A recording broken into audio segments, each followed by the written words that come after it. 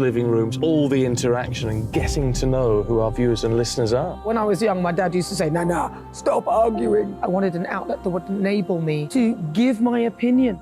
People are going through a really hard time right now, and I know that you don't feel like you're being listened to by the establishment. I came to GB News because it's the People's Channel, and I want the audience to have their say on the events of the day. We're dynamic. We do something different. Democracy shows that the wisdom of the nation is in its people. I get to travel to find out what the story is from a personal perspective. The British people aren't fools. We know when we're not being told the full story. We've got to work out how Britain moves forward from this. It's the best country in the world. The establishment had their chance. Now we're here to represent your views. Britain's watching. Britain's watching. Britain's watching. We're proud to be GB News. The People's Channel. Britain's news channel. Westminster is going around in ever-decreasing circles, followed by the media. Britain is broken. How on earth did we get into this mess? But more importantly, how do we get out of it?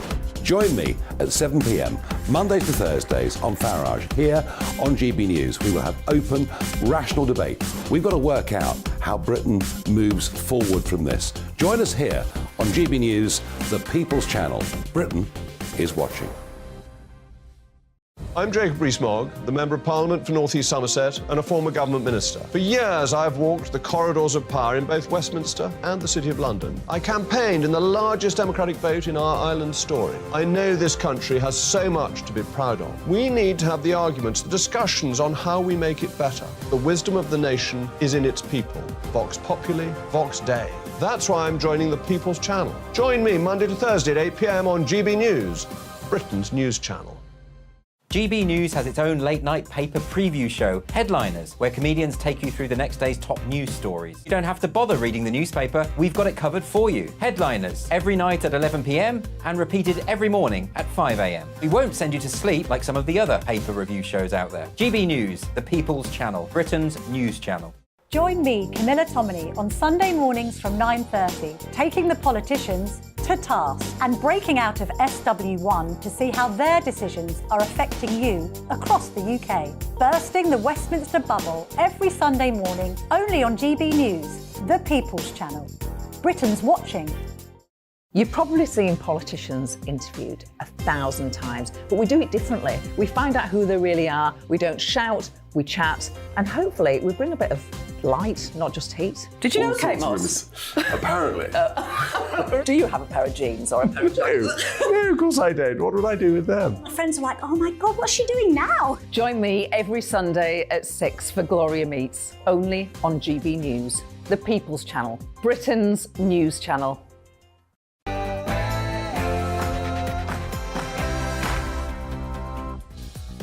Good morning and welcome to The Point on GB News with me, Andrew Pearce, and Bev Turner. Very good morning. So, the Chancellor unveiled his budget for growth yesterday. Now he faces criticism from both Labour and the Conservatives over proposals that will see 6 million people pay higher taxes. Will this come back to bite the Conservative Party on polling day? I suspect so. And Jeremy Hunt, of course, also promised to add £11 billion to Britain's defence budget over the next 5 years, but the Minister of Defence saying they'll get £5 billion by 2025, but the Defence Secretary wanted double that. Another week and another day of strikes. Train passengers are being warned to expect disruption today, with those services which are running starting later and finishing much earlier than usual. We'll also have teachers, university staff and Amazon workers taking industrial action today. Are you as fed up of the strikes as we are, or do you support them? Let me know.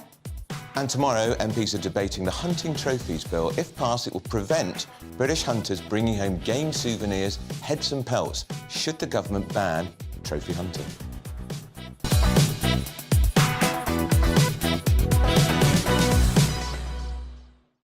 I'm looking forward to that debate because we've actually got somebody who's going to support the idea of trophy hunting. Yeah, because they say it's if you do it in an ethical way, it's better for the industry, it's better for jobs, it's better for people, it's better for conservation, and so the opposition to it is that it will increase the black market. Of course. Well, let us know your thoughts on all of those topics today. David Davis is also waiting to talk about the budget from yesterday. But first of all, here is your news with Bethany.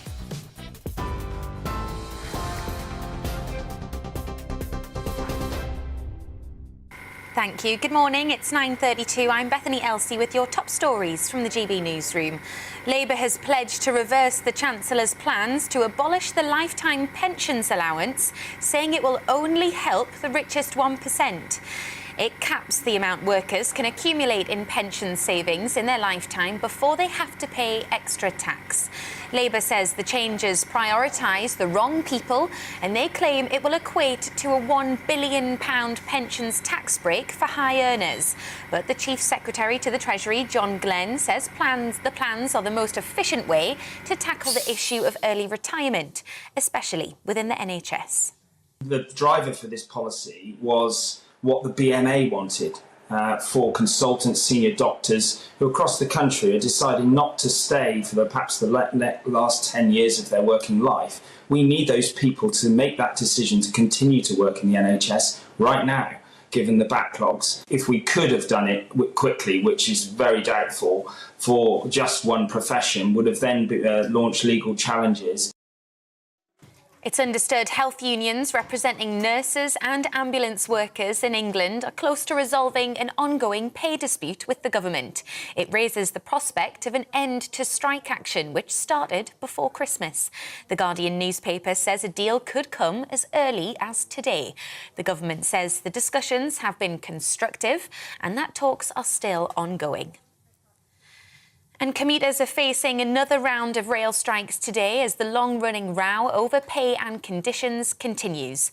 The RMT members at 14 train operators are on the picket lines across the country, with passengers being warned to expect disruption.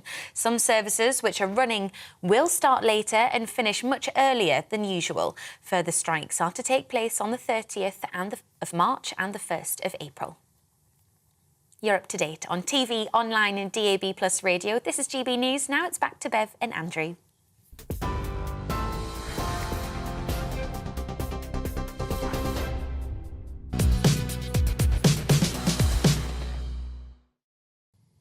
Good morning to you. The trophy hunting bill is going to be debated in Parliament tomorrow. If passed, it bans hunters taking pelts and heads into the UK as souvenirs. We'll be talking about the importance of this and why not everybody actually supports it. And why anybody would want to take a head home from their holiday as a souvenir. But anyway, first of all, the spring budget is still the biggest story in all of the papers this morning. So the Chancellor revealed his plan. In fact, he revealed most of his plan long before the budget. I can't recall so many leaks ever on a budget. But he spoke and he thinks now we're going to avoid a recession, and there are plans to, what he says, revitalise the economy. Former Brexit Secretary David Davis is here.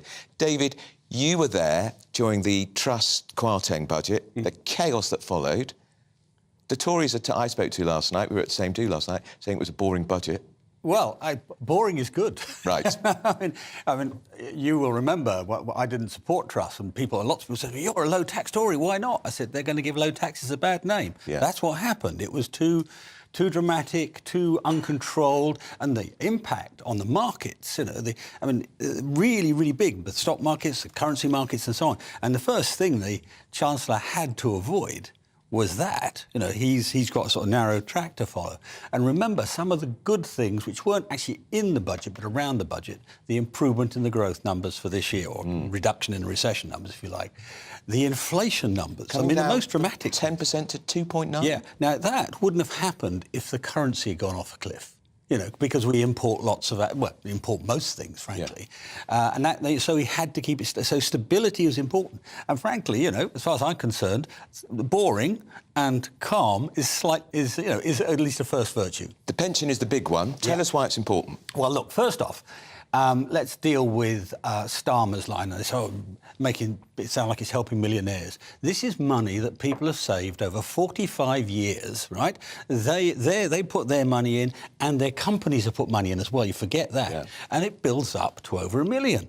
Now, we're talking about, we've already know about doctors, but probably also talking about head teachers and middle to senior civil servants and local government officials. It's mostly in the public sector because it's final salary pensions, and they are very, very expensive.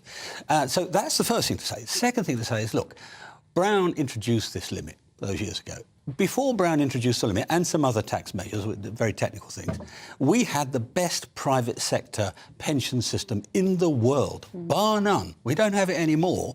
A combination of Brown and then Osborne made it worse by reducing the numbers. If we'd had the Brown number today, 1.8 million limit, it would be 3.2 million. And it wouldn't actually cause the problem. Sure. So we, in a way, Osborne worsened the problem. So I think, given that the point of the budget is growth, growth is what they were going on about all the time. And what's the biggest limit? I mean, I had a conversation with Rishi Sunak last night. He said, David, not last night, last week. And he said, the big problem is you're having enough employment, enough people coming into the workforce. We've got to get people back in. And that's obsessed them. And rightly so, but it's obsessed them. Isn't it very much growth on their terms, though? And what I mean by that is taking more of our money and spending it in a way that they deem to be appropriate with their technocratic utopian vision of the world. So we've got these 6 business hubs, these areas which will have this investment. Surely that is a job for business. If you allow businesses to keep more of their own money, they can go and set up business hubs and industrial estates. But why aren't they talking a conservative language? I think, firstly, I'm a low tax Tory. I want to see a low tax. We've got a high tax. Well, you haven't got that in the budget, have you? We haven't got that. But what they're doing is really, and bear in mind, it's a recovery from what happened last year. It's a recovery from Ukraine. It's a recovery from COVID. Some would argue from Brexit. I don't agree with that, but never mind. The whole series, it's been a very dramatic few years, and the economy's been hit. And frankly, not just ours. You look abroad, go look at what's happened to the German economy. Minus 0.4% the last quarter. People keep saying, we're doing... No, we're not. Everybody's in the same boat. So that's the reasoning. And every time I talk to either Hunt or Sunak, they say, we want to get taxes down. We just got to get over this hump and get the growth going. Because once you get the growth going, that enables tax reduction, and that becomes a virtuous circle for the reasons you say. Because, you say to the businessman, you say to the ordinary person, you keep your money and you spend it properly and you get a good market outcome. Yeah. Got to get your response on this, David Davis. So, as of today, TikTok is expected to be banned as an app on government phones. This is what we believe Oliver Dowden is going to make a statement later today. I'm guessing this isn't going to deeply affect your life. No, I don't have TikTok. Nor me. Do you know what it is, David Davis? Do you even know what it is? I got teased last night by Liam Fox. Yes, remember? You were. I know. What did he say? I thought Spotify was a form of acne. You thought Spotify was a form of acne. That's brilliant. That's what one of his former cabinet colleagues said to him. For people who don't know, TikTok is an app which connects people. It's a social media app. People post videos. It's owned by the Chinese government. Yeah. And there is a suspicion, which perhaps will be confirmed by this decision today, that the Chinese government, via TikTok, can access your phone, David Davis. So when you're doing a TikTok video and a little dance in your kitchen, the Chinese government are looking at what's happening. Even if all it is recording when you access TikTok and what you look at. It tells them a lot about you. This is one of the problems, and it's worse for China, but it's also slightly true of the Western states too, that governments collect data on you all the time, and that data can be used for pernicious ends, blackmail. Every time I use my Oyster card, they know they're getting more information, aren't they? Yeah, but we know everything about you anyway.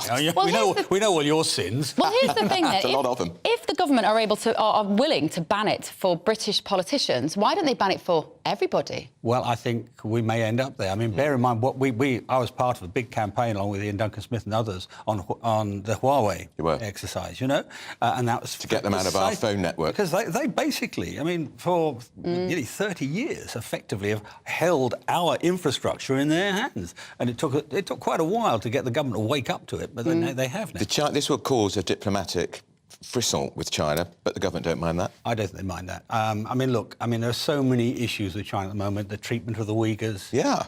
Or genocide. They're an oppressive state, and we have to find our way to how to deal with an oppressive state upon which we are dependent. Because after all, we do so much trade with them. Yeah. So it's the right decision, I think. And you're also right. It's not the end of the story. I think it's going to go on much longer. Yeah. Now, you want to talk to David about childcare? Yes. This is the big This was giveaway. the big kind of headline yesterday, that the Conservatives are going to help working parents back to work, whilst being simultaneously tone deaf about what working parents actually want when they have a new baby, because that's what this is about. All the research shows that a lot of women particularly want to spend more time with their children, not less, and we want the choice of how we organise our childcare. There aren't any nursery places anyway, even if we wanted them.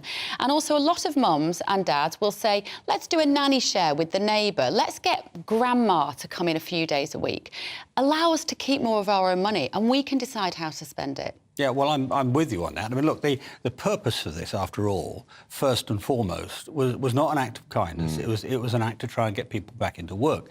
I'm an old-fashioned dad, right? And grandpa. And grandpa now. And I like it that my wife and my children, were raising their children from home themselves for the first 4 years, till they actually went to school.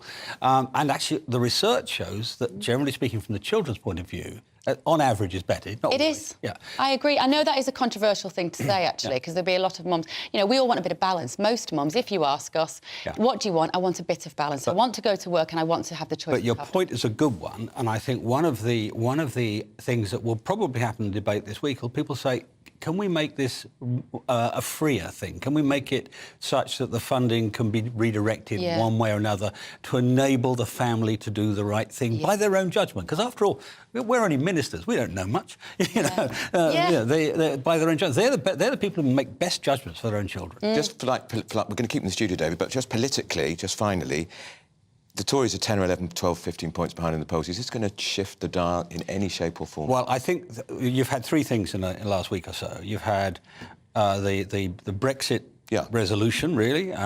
You've had the immigration bill. I don't agree with it, but it's doing what I think a lot of my colleagues want. And it's popular in the country. And you've had this, a demonstration of competence. And I think what's going to come across to the public at large is that, we've got a Prime Minister who does the job, he does the work, he reads the brief, he provides the leadership. Are you contrasting that with anybody? Are you contrasting it with possibly... No, not at all. Right.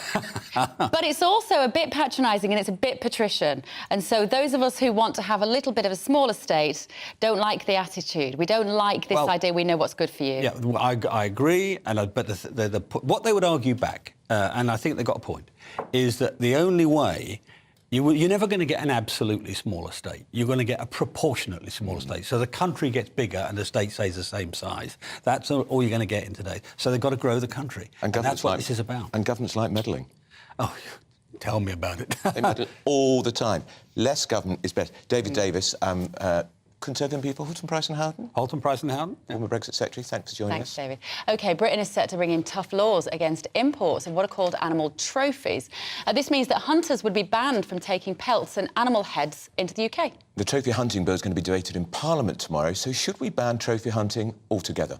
So joining us now is firearms dealer and writer Diggory Haddock and the founder of the campaign to ban trophy hunting, Eduardo Goncalves. Have I pronounced that correctly? Eduardo, I'm sorry if you can correct me on the pronunciation of your names. Are you there, gentlemen? So, Diggory and Eduardo, good morning. Thank you for joining us. They are there. Nice to be here. There we go. There we go. Now, you are Eduardo, I believe. I'm Diggory. Oh, hello, Diggory. I'm so sorry. This is going terribly well, isn't it? Very well. Oh, and that must be Eduardo. Good morning, sure you're boys. Eduardo? Right. Diggory, let me start with you. You're in support of people being allowed to go out and shoot wild animals, I believe, and come home with a trophy.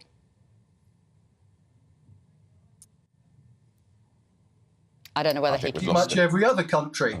So I'm absolutely in favour of that because it's an important part of the conservation management of populations. We do it here with every wild species, our wild deer. In fact, I go out on a limb and say that as hunters, we're probably in favour of more restrictions on the dispatch of our wild deer than the government is. The Scottish government is currently wholesale shooting red deer in Scotland out of season, and I'm entirely against that. So there are probably areas where Eduardo and I might agree. But in terms of whether or not it's more moral to shoot an animal which is going to be shot and then throw the skin in the ditch and throw the horns in the ditch, as opposed to curing those and bringing them home to act as mementos of a hunt or to be made into something. I just don't see the moral argument makes any sense. OK, Eduardo, why does that moral argument not make any sense to you? Do you know what Sir David Attenborough said about trophy hunting? He said, people who get a kick out of killing, it's just something I can't comprehend. It's incomprehensible to me. And I think that's the attitude of the vast majority of people. I've been researching the trophy hunting industry for a couple of years now. And what actually shocks me is the callousness, it's the cruelty, and actually some really quite disturbing attitudes. So people who I've either spoken to or I've read their accounts or watched their videos and so on, they talk, for example, about how trophy hunting, it's like mainlining on heroin. There's a chap who cut off an elephant's foot after he shot it. He's using it as an umbrella stand. People who talk, I grabbed a few beers in the evening and went out and shot all the monkeys out of the trees. And also that they talk with quite a lot of joy about the blood, about the intestines being sprayed everywhere, about shooting even a hand-reared lion at point-blank range. Now, this is really quite disturbing behaviour, and actually psychologists and criminologists say it's really quite dangerous. In fact, people, the FBI, for example, and other criminological experts in the US have shown that trophy hunters are actually more likely to commit acts of domestic violence, so towards people, women, and also engage in child abuse. So this is really hang on, Eduardo. I think you've got to be very careful we go down that route, actually. We can't start smearing people as paedophiles. That word salad of emotive nonsense? Yeah, Diggory. Diggory. Thank you. Well, this is what the FBI say. Now, what we need to do is cut through all this nonsense, because Eduardo clearly is basing his opinions here on... Hang on, Eduardo, we've heard from you. I really want to hear what Diggory has to say in response. He's not actually been on a trophy hunt, or any sort of hunt, I would imagine. I would be very happy to try and defend the ethos of hunters, which is actually very controlled, but that's a debate for another day. I would think that probably somebody who's as much of a zealot as Eduardo will never be dissuaded by the evidence. But the fact is that the evidence worldwide is that areas where hunting is the conservation tool, the flora and the fauna are much more in control than they are in areas where that's removed. Because what happens, the consequence of that, every action has a consequence. The consequence of removing the hunting concession is that farming encroachment moves in, and when locals move into protected hunting areas, they simply kill everything. So you end up looking at a desert scape rather than a verdant natural landscape. And this is just a fact. Let me bring Eduardo back in again. Everywhere we look. Eduardo, if these animals are going to be culled anyway as a natural process to control that environment, is your objection merely that you have questions about the psychology of the people who want to do that? Because effectively that's their choice. Yeah, so the vast majority of these animals aren't actually animals that are going to be culled. That's the first thing to say. These are animals that people go and hunt because they're in their prime, because they'll look very nice in their living rooms. I worked for WWF for many years, and it was really frustrating that on the one hand, we were working to conserve animals and protect wildlife, and yet at the same time, those animals, for example, rhinos that we were trying to get poachers to stop poaching them, they were still being shot by trophy hunters. And indeed, in many cases, you had more rhinos that were being shot by trophy hunters than by poachers. But it also made a complete mockery of the system, because on the one hand, you're saying to people, well, no, you can't go and shoot this rhino because it's wrong. Actually, no, you can, though, if you're a trophy hunter. All right. We're just going to bring David Davis back into the conversation. He's still in the studio. Diggory, we'll come back to you. Diggory, we're going to come back to you. David Davis, this is an important piece of legislation. People are talking about it. It's being debated in the Commons on a Friday. There'll be nobody there. Be very few people there. Isn't that appalling? Well, if it makes progress, it'll come back. And I think people will take part. And this argument's interesting because I don't agree with Eduardo. I think this is not about the psychology of the hunters. And mankind has been, or its predecessors, been hunting for 2 million years. It's about what's right for the animals, the species, what's right for the environment. And I heard earlier today that there's more land, as it were, kept in a wild state in Africa by hunting than in parks. So that's the test, and you have to look and see what's the best way to do that. And that man, Gary Lineker, here we go again, he's got involved in this. He's added his name to a letter supporting this legislation. He's been slapped down by 4 governments in Africa saying the way this hunting does, it's done in a way that conservation is improved. And the point, otherwise, it'll be and the point is, Eduardo was saying they're not going to be culled. Well, I think he's right there. But what will happen is that agriculture will encroach on it. These are poor countries where the ordinary families, it's subsistence living, and so they need the land. So you've got to have some income from the land, and that's what protects them, I think. Let's bring our guests back in if we can. Eduardo, I just want to give you a couple of minutes to respond to that, what you've just heard then. Yeah, well, actually, David Davis has a point in that there needs to be an income for local people, an incentive to protect those areas. And actually, what has been shown is that if you switch to nature tourism, that actually generates far more money. So Kenya's a really good example. They banned all trophy hunting in the 1970s. So whilst lion and elephant and rhino populations have been falling throughout Africa at a calamitous rate, I mean, lions, for example, have gone from 200,000 in the 1970s to just 20,000 today.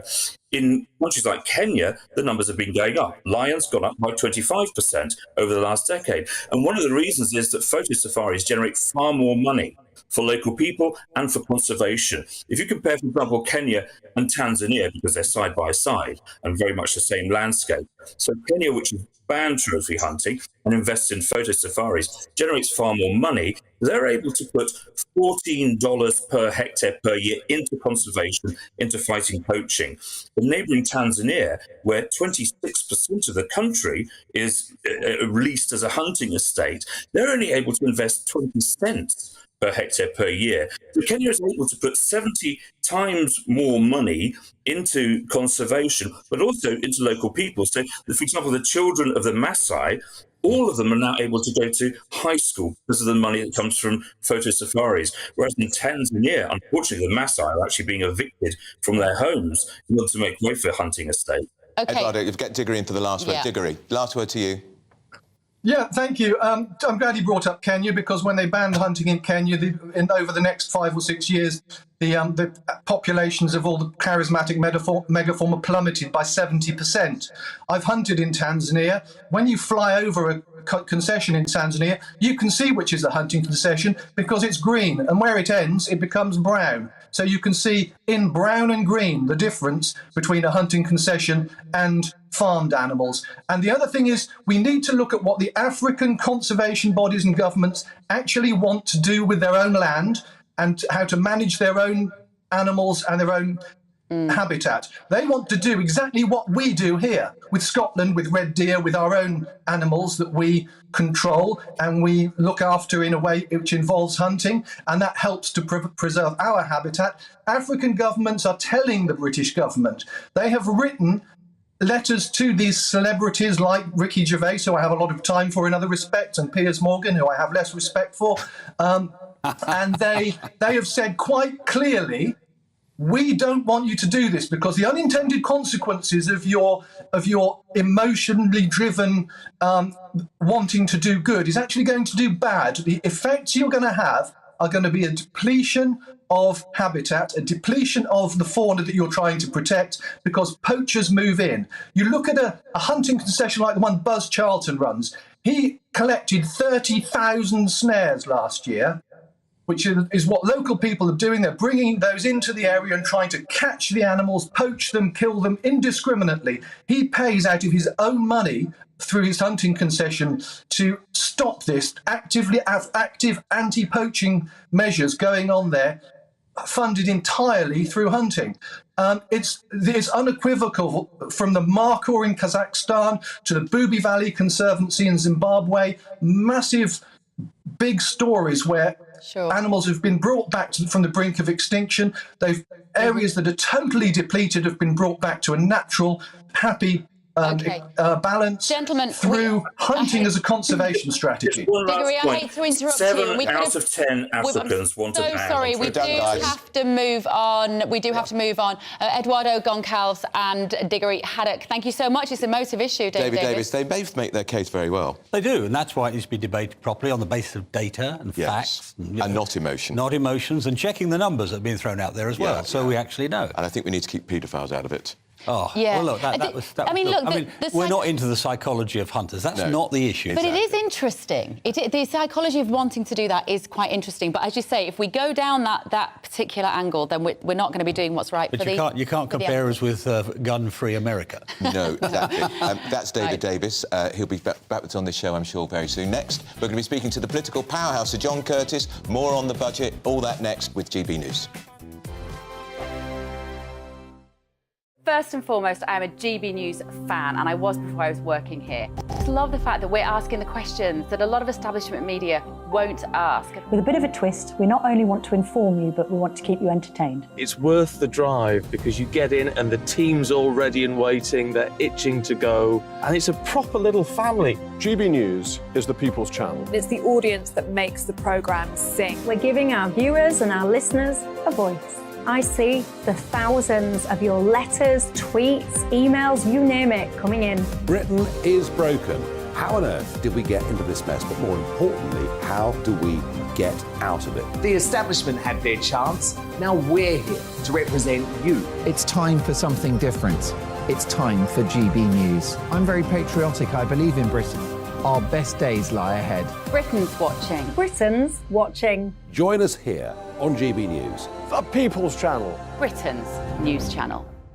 I'm Andrew Doyle. Join me at 7 o'clock every Sunday night for Free Speech Nation, the show where I tackle the week's biggest stories in politics and current affairs with the help of my 2 comedian panellists and a variety of special guests. Free Speech Nation, Sunday nights from 7 on GB News, the People's Channel, Britain's news channel. Here on GB News Live, we'll be keeping you in the picture, finding out what's happening across the country and finding out why it matters to you. We'll have the facts fast with our team of reporters and specialist correspondents. Wherever it's happening, we'll be there from 12 noon on TV, radio and online. GB News, the People's Channel, Britain's news channel.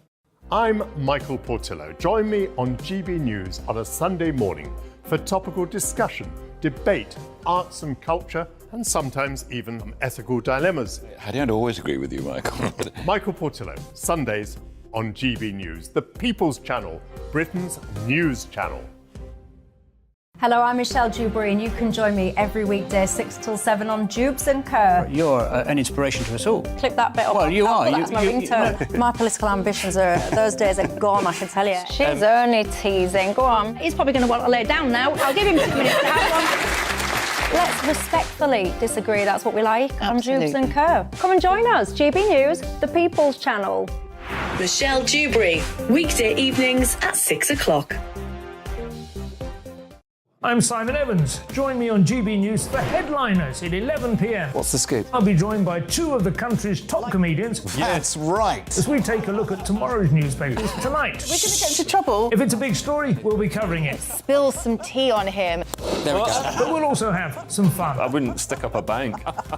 My father didn't love me. So anyway. Headliners every night from 11 on GB News, the People's Channel, Britain's news channel. Join me, Nana Akue, Saturday and Sunday afternoons on GB News. Expect fiery debate and passionate discussion as me and my panel tackle some of the biggest topics hitting the headlines.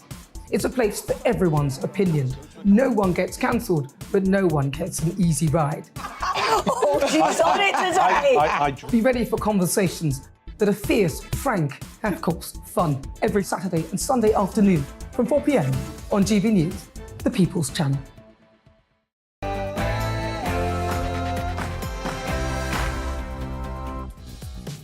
Well, good morning and welcome to The Point on GB News with me, Andrew Pearce, and Bev Turner. Bev, I've got to say, that was a fantastic discussion. Yep, if you're just joining us. Hunting. Where have you been? We were talking about trophy hunting. Caroline has got in touch and she said, as an absolute and complete animal lover, I'm 1,000% in favour of a ban. This is a ban on bringing home trophies.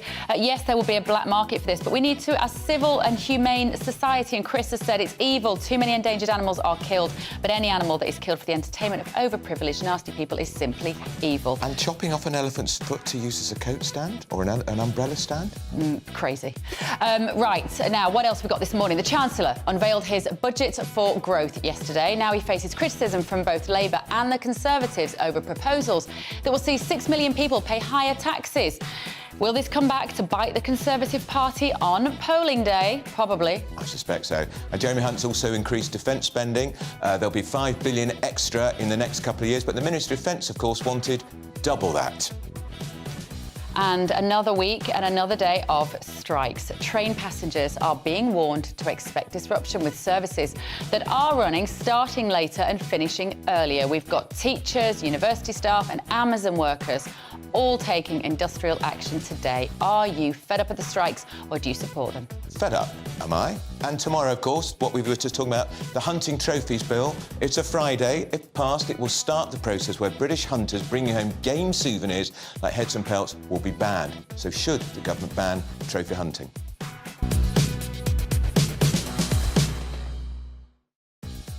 Let us know your thoughts on all of the discussions this morning. We've also got Sam Lister from The Express and Carol Malone waiting in the wings as well to go through some more big stories of the day. But first of all, here's...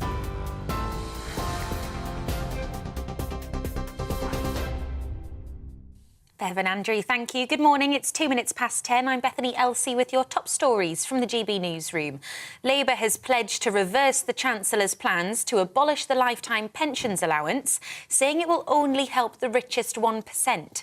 It caps the amount workers can accumulate in pension savings in their lifetime before they have to pay extra tax.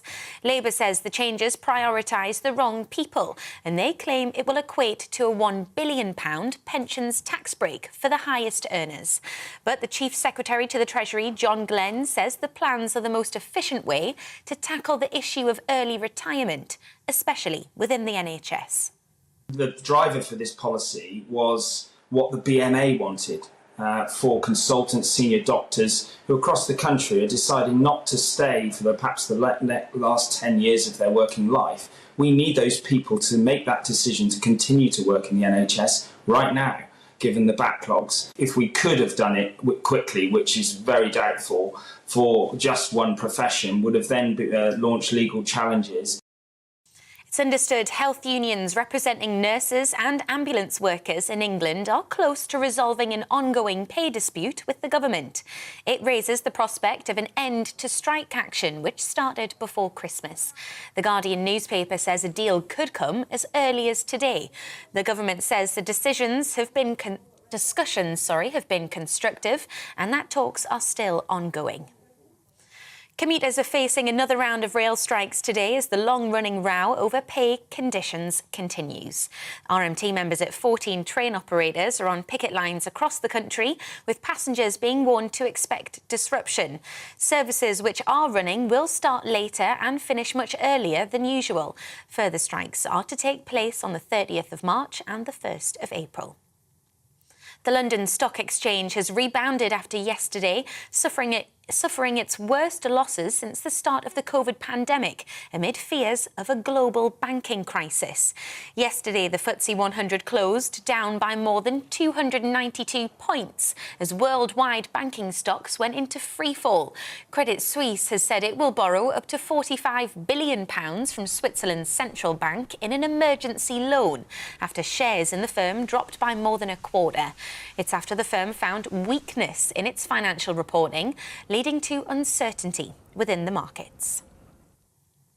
A 400-year-old hotel which was housing Ukrainian refugees has been engulfed by a fire in West Sussex. The fire broke out after midnight at a neighbouring property before spreading to the roof of the Angel Inn. West Sussex Fire and Rescue Services described the blaze as significant, with 14 fire engines responding to the incident. Over 30 people were evacuated and no casualties were reported. A man charged with the attempted murder of a woman outside a leisure centre in Cheltenham last week is expected in court this morning. 29-year-old Joshua Bowles is charged with causing actual bodily harm as well as attempted murder. A woman suffered serious injuries but remains in hospital in a stable condition. The Foreign Secretary has pledged to protect Moldova against Russian attacks with an extra £10 million of funding. On a visit to the region, James Cleverly said the funding aims to boost the country's resilience against so-called Russian malign interference. The UK is already contributing to critical anti-corruption in the country. It's after the Kremlin has been accused of trying to increase its control in the region. The UK is falling down the global ranks when it comes to life expectancy. Research published in the Royal Society of Medicine shows Britain has fallen from 7th globally 70 years ago to 29th last year. That's worse than all G7 countries except the United States. Sir Richard Branson's space rocket firm Virgin Orbit is pausing all operations amid financial concerns. It's understood the company is to furlough all of its employees, and the chief executive, Dan Hart, told staff the move is intended to buy the company time to finalise a new investment plan. Last month it tried but failed to launch 9 satellites into the Earth's orbit from Newquay in Cornwall. And NASA has unveiled a prototype of the new spacesuit set to be worn by the next astronauts to walk on the moon's surface. Not the usual white, the new black suit with orange markers features light bands and high-definition cameras. It allows far greater mobility than its predecessors. The suit will be used during the Artemis mission, which is scheduled for 2025. You're up to date on GB News. We'll bring you more news as it happens. Now, though, it's back to Andrew and Bev.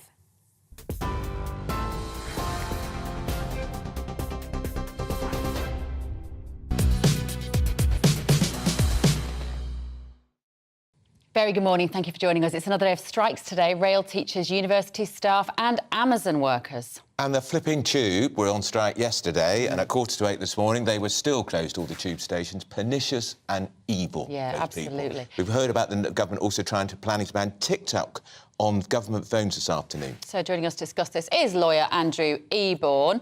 Good morning, Andrew. Good morning. Lovely to see you both. Great to see you. I want to come to TikTok first, actually, because you are our crazy futurist. Crazy, OK. You're definitely crazy. You're one of these people who thinks that tech is the solution to all of our problems. You and I regularly disagree on this. We do, but I'm true. And I'm wrong. Right. And I'll tell you what happens is, and all the strikes are going to basically accelerate the advancements of tech and AI and so on and so forth. I've always said that every job that can be replaced or automated will be. The more that people go on strike, the more that it's likely to happen. On TikTok, it's interesting because they're banning it because they're concerned about the sharing of information. The reality is, and we talked about it earlier with David Davis and so on and so forth, every time you use your credit card, every time you use your Oyster, every time you log in with a loyalty thing on a particular store, you're sharing information. All this nonsense about hot air balloons and things like that, so low tech. The reality is we've got all of that information already. And I think looking at that sort of side and waking up and realising that's the current environment we live in. So is this a gimmick by the government? I think it's an attack against the Chinese. They own TikTok. This is going to work on that sort of basis, and therefore they're sort of saying, I think you're right, it could be a gimmick. The whole idea, what we need to do is go in with eyes wide open. We need to understand the information we're already sharing. Data is the new currency. That's what we're trading in at the moment. We know a lot about everybody, what they do, what their eating habits are, the reason they're going to die early, and so on and so forth. All of that information is being shared, and it's being shared to various different sources. So I'm dying to understand. I don't think the government have actually given a reason, a fleshed out justification. There'll be a statement in the House, in the Commons later, I guess. There'll be a statement later. So you wonder what they know that we don't know. What might it be that they know I'll tell you, it's China. That's what it is. They're concerned with it's Chinese-owned. The sharing of information is a rubbish argument because so much of this information is out there already. Don't we spy on China? Of course. GCHQ in Cheltenham? Everybody does. And I think it's a much more high-tech way, and we've had this discussion before.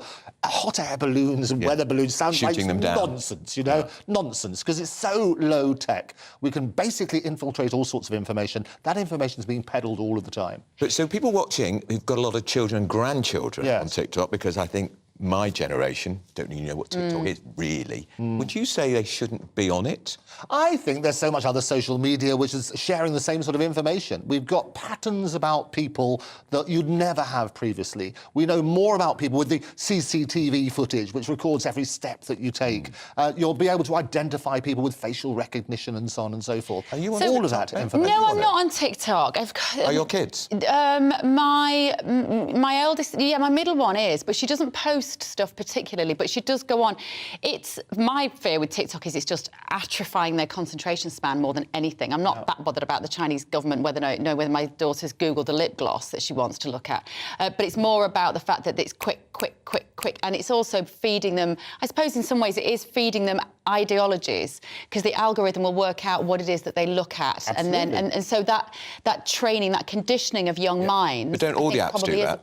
They all, absolutely, and that's how you're working on it. If something is free, then and you're not having to pay for it, you are the product. I remember just a few weeks ago, I was buying a theatre ticket online, infuriating, took forever, and within minutes I got a theatre company was in touch. And you will do. How did they know so quickly? Absolutely. I'm just looking at the response from TikTok. TikTok said bans had been based, because Canada and Belgium have a similar ban. Yes. And TikTok said it's based on misplaced fears and seemingly driven by wider geopolitics, adding it would be disappointed by such a move in the UK. Well, I think the answer is it's China. This is why we're doing it. It is the honest answer. As I say, the sharing of information is happening anyway. What we need to do, and this is the great service that we can do, is educate everybody about it. People always say, and you talk about the revelations, we basically haven't spoken for a little while about Matt Hancock and all those revelations. Everything you say will end up in the hands of the people you don't want to have it in. But there's an irony. So we're going to get a Secretary of State for Culture, Media and Sport, or a Cabinet Minister going to be in the Commons telling us all about this. And yet we're trading with China, even though it's a rogue state, even though the genocide of Uyghur Muslims, and yet we want the Chinese economy to boom because we want to trade with them. There is a hypocrisy in this, total hypocrisy. And I think the more that we can do, more lights, less heat, is the sort of sensible way of doing it. Because getting the headlines and saying China is spying on us, yes, of course they are, and we're spying on them and so on and so forth. There's no big revelations there. So it is political. And I think let's just get to the honest answer on that basis. Tell us about the strikes, apart from the fact that the trains are on strike again today. Everybody. But interestingly, I'm with you on this, is absolute nonsense. It will accelerate the advance of robotics. It will accelerate the advance of AI, as I predicted many, many times. What I love is human beings. Get rid of human beings, it's the end. But we're tired of it all. What I love is Matt. Matt always seems to summarise it. Brilliant, absolutely brilliant. In the Telegraph. And he says in the Telegraph, this is where Jeremy Hunt's back-to-work budget comes unstuck. And he's right, you know, you work on that basis. Industrial action under Khan triples compared to his predecessors. That's the Mayor of London. Mayor of London. So he said in 2016, he's going to roll up his sleeves and make sure there were 0 days of strikes during his time in charge. Well, I can tell you, under Mr Livingstone, there were 35 strikes. During Mr Johnson's time, there were 35 strikes, which he called a disgrace and a sign of failure. There were 16 under Ken Livingstone. Do you know how many there have been under It'll be over 100. It is 135. And where is he? And why doesn't he come and talk to us about strikes. it? Why doesn't he justify it? He's in charge of transport for London, which is chaos and chaos. And of course, people might think, oh, it's just London people. No, the working population of London is 9 million. They need the tube. Oh, you're absolutely and it was completely closed and yesterday. I'll tell you what's also interesting. I flew in yesterday from the south of France, which is interesting in its own. As you do. I've travelled the world. But obviously there was a strike yesterday, Border Force Control. They had lots of people in uniform there. It was the most efficient travel I have had. Best experience I've had coming into Gatwick. I caught a plane from Heathrow in December. Same to Border Force. They were on strike. The Army stepped in. Brilliant. No delays. They're shooting themselves in the foot. So what's going to happen? There's more efficient ways of doing things. And we just want to say one thing to the guy from the RMT. What's his name? Mick Lynch. Who says that one of his red lines for settling the rail dispute is he does not want driver-only trains. He goes to work every day on a driver-only train. What a hypocrite. There you go. The Lynch who sold Christmas, and that worked on that sort of basis. You're absolutely right. But interesting, even the people who are on strike are tired of it. Just a quarter of schools, it says in the Telegraph today, basically only a quarter of schools in England closed, and some pupils during the last strike. 27% of schools were fully or partially closed. This compared in February the 1st with 51%. They So can't people are afford getting it. tired. Can't afford to do it. You have to do both in parallel, work out where the money's going to come from. There's no magic money tree. Work out then what's going to be logical. But it's going to accelerate technology. It's going to accelerate disincentives and so on and so forth. Then AI might replace you. I am already replaced. This is not me at all. AE used to be AI. OK, right. To give us some thoughts, thanks, Andrew. Some thoughts on the Chancellor's budget of yesterday is Professor of Politics, University of Strathclyde, Sir John Curtis. Good morning, John. Bev. Good morning. Good to see you again. OK, in a nutshell, what were the headlines for you from the budget? Well, I think in truth, the one and perhaps only major headline is the expansion of childcare provision, because I think the truth is if we look at that with a long lens, it represents a confirmation of a major change in the role of the state. That is, the state now thinks it has a significant responsibility to help to pay for the cost of childcare so that parents can go to work. That's really a development that's only happened during the course of the last decade or so.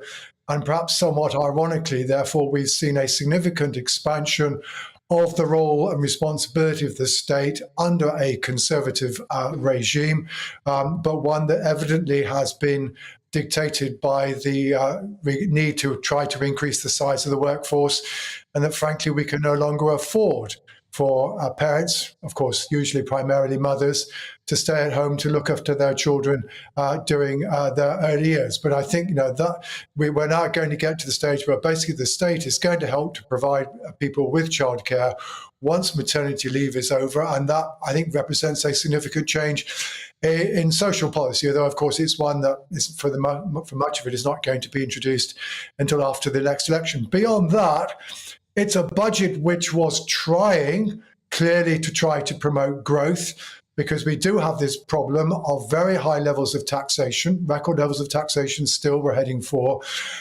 record levels of spending, but public services which are struggling to deliver, not least in the health service. And in a sense, you might want to say that Jeremy Hunt should be applauded for perhaps engaging in some relatively detailed, not headline-grabbing changes that in some respects won't deliver a dividend if they do deliver a dividend for 2 or 3 years down the track. And perhaps it's rather good that we've got a politician who's willing to think long-term to a degree, even though the amount of time between now and the next general election is beginning to get rather short. John, where was the aspiration in this budget? Where was the idea that we're going to inspire people to get out, work harder, do what they want to do with their lives? There was nothing in that for me. It was about work, we'll take more of your money and we'll decide how to spend it. No, I mean, look, the truth is, as I said, we are heading for record levels of taxation, record levels of spending against a backdrop where the economy is a little bit better now than it was last autumn, but where on average we are going to suffer a 6% fall in living standards during the course of the next 2 years. And to that extent, at least, it's a confirmation of the economic difficulties that we already knew that we were in, and out of which we cannot get with any degree of obvious rapidity or of ease. The tax increases, of course, are essentially ones that were already announced, and they primarily consist of the fact that the levels at which you start paying income tax and start paying a high level of income tax have been frozen. They've been frozen for a while, and in an era of high inflation, that particularly has an impact. But yes, I mean, the truth is the attempt of the Liz Truss administration to try to head towards a lower tax, smaller state society that crashed in the financial markets. Arguably, I would say to you, it also was out of tune with public opinion at the moment. And we are now back on the course that the government was bequeathed by the pandemic and also by the Ukraine crisis of high taxation, high spending. But the truth is, at the same time, yes, our living standards are falling. But what the government's trying to do to get out of it, it is indeed trying to promote growth, but it's trying to promote growth not by simply trying to lower taxation, but providing incentives for business investment and also to get more of us to go to work. But it's not, of course, you're right, it's not exciting.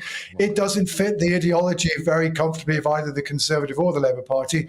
But the truth is the country faces hard, difficult questions to which simply relying on ideology is not necessarily the answer. John, just finally, I was at a reception last night with a lot of Tory MPs and ministers, and they thought one of the game changers in the budget was the decision to scrap the limit on how much you can pay into your pension. It was 1.1 million. That's now been scrapped altogether. We thought it was going to be raised to 1.5 million. Labour have now said they'll vote against it. The Tories think they've walked into a trap. Well, certainly that's the one point of clear dispute between the parties. I think there's very little else in the budget about which there's a great deal of disagreement between government and opposition. And it has given Labour a favourite stick with which to beat the government, which is to say you are the party that tends to advantage the better off. I think you can see the argument being played out. On the one hand, Labour will say this is something that benefits the rich. The government is going to try to argue this is a crucial way of trying to ensure that we keep doctors in a health service that is struggling to deliver. The truth is the instant polling we've had so far on the budget hasn't actually addressed this subject. Maybe it will be something now that the pollsters look at as we head towards the weekend. Right. OK, thank you. Sir John Curtis there, insightful as always. We had that debate earlier about the hunting ban. Lots of your messages coming in. I'll get to them in just a moment because the music started. gbviews@gbnews.uk. Still to come, we've also got reactions to the budget from the perspective of small business. And they are not going to be very happy. And, of course, also defence spending up, but not as much as we thought. This is To The Point on GB News with Andrew and Bev. I joined GB News because I was sick and tired of not hearing my views being represented, not just mine, but so many people that I knew and spoke to. I just couldn't get my voice out there. I couldn't say anything. I couldn't do anything. Whatever the narrative was, I kind of had to follow it. GB News is there to provide a voice for those who have been ignored by the establishment media. We think different things. We've got a different style. GB News is here to be optimistic and positive about the future. It's real kind of dynamic and flowing, with the audience very much at the heart of it, like a big family. Here at GB News, we talk about the things that matter to you. Hearing the voices from right across our towns and cities, especially our towns. All sides of the argument represented with a heavy dose of opinion. We're on a mission here to make a difference. And the GB News family really is here for you, and whatever time of day you can watch or listen. Britain's watching. Britain's watching. We're proud to be GB News. The People's Channel. Britain's news channel. Westminster is going around in ever-decreasing circles, followed by the media. Britain is broken. How on earth did we get into this mess? But more importantly, how do we get out of it? Join me at 7 p.m, Mondays to Thursdays on Farage, here on GB News. We will have open, rational debate. We've got to work out how Britain moves forward from this. Join us here on GB News, the People's Channel. Britain is watching. You've probably seen politicians interviewed 1,000 times, but we do it differently. We find out who they really are, we don't shout, we chat, and hopefully we bring a bit of light, not just heat. Did you know Kate Moss? Apparently. Do you have a pair of jeans or a pair of jeans? No, of course I don't. What would I do with them? My friends are like, oh my God, what's she doing now? Join me every Sunday at 6 for Gloria Meets, only on GB News, the People's Channel, Britain's news channel. I'm Jacob Rees-Mogg, the Member of Parliament for North East Somerset and a former government minister. For years, I've walked the corridors of power in both Westminster and the City of London. I campaigned in the largest democratic vote in our island story. I know this country has so much to be proud of. We need to have the arguments, the discussions on how we make it better. The wisdom of the nation is in its people. Vox Populi, Vox Dei. That's why I'm joining the People's Channel. Join me Monday to Thursday at 8 p.m. on GB News, Britain's news channel. I'm Mark White. As GB News Home and Security Editor, I cover those key issues that are so important to you. Our authorities, our communities doing all they can to combat violent crime. With the public services under unbearable strain, why are we still failing to control our borders? Defence, the first priority of any government, has been continually hollowed out. Can we trust our politicians to protect the armed forces? Join me, Mark White, on GB News.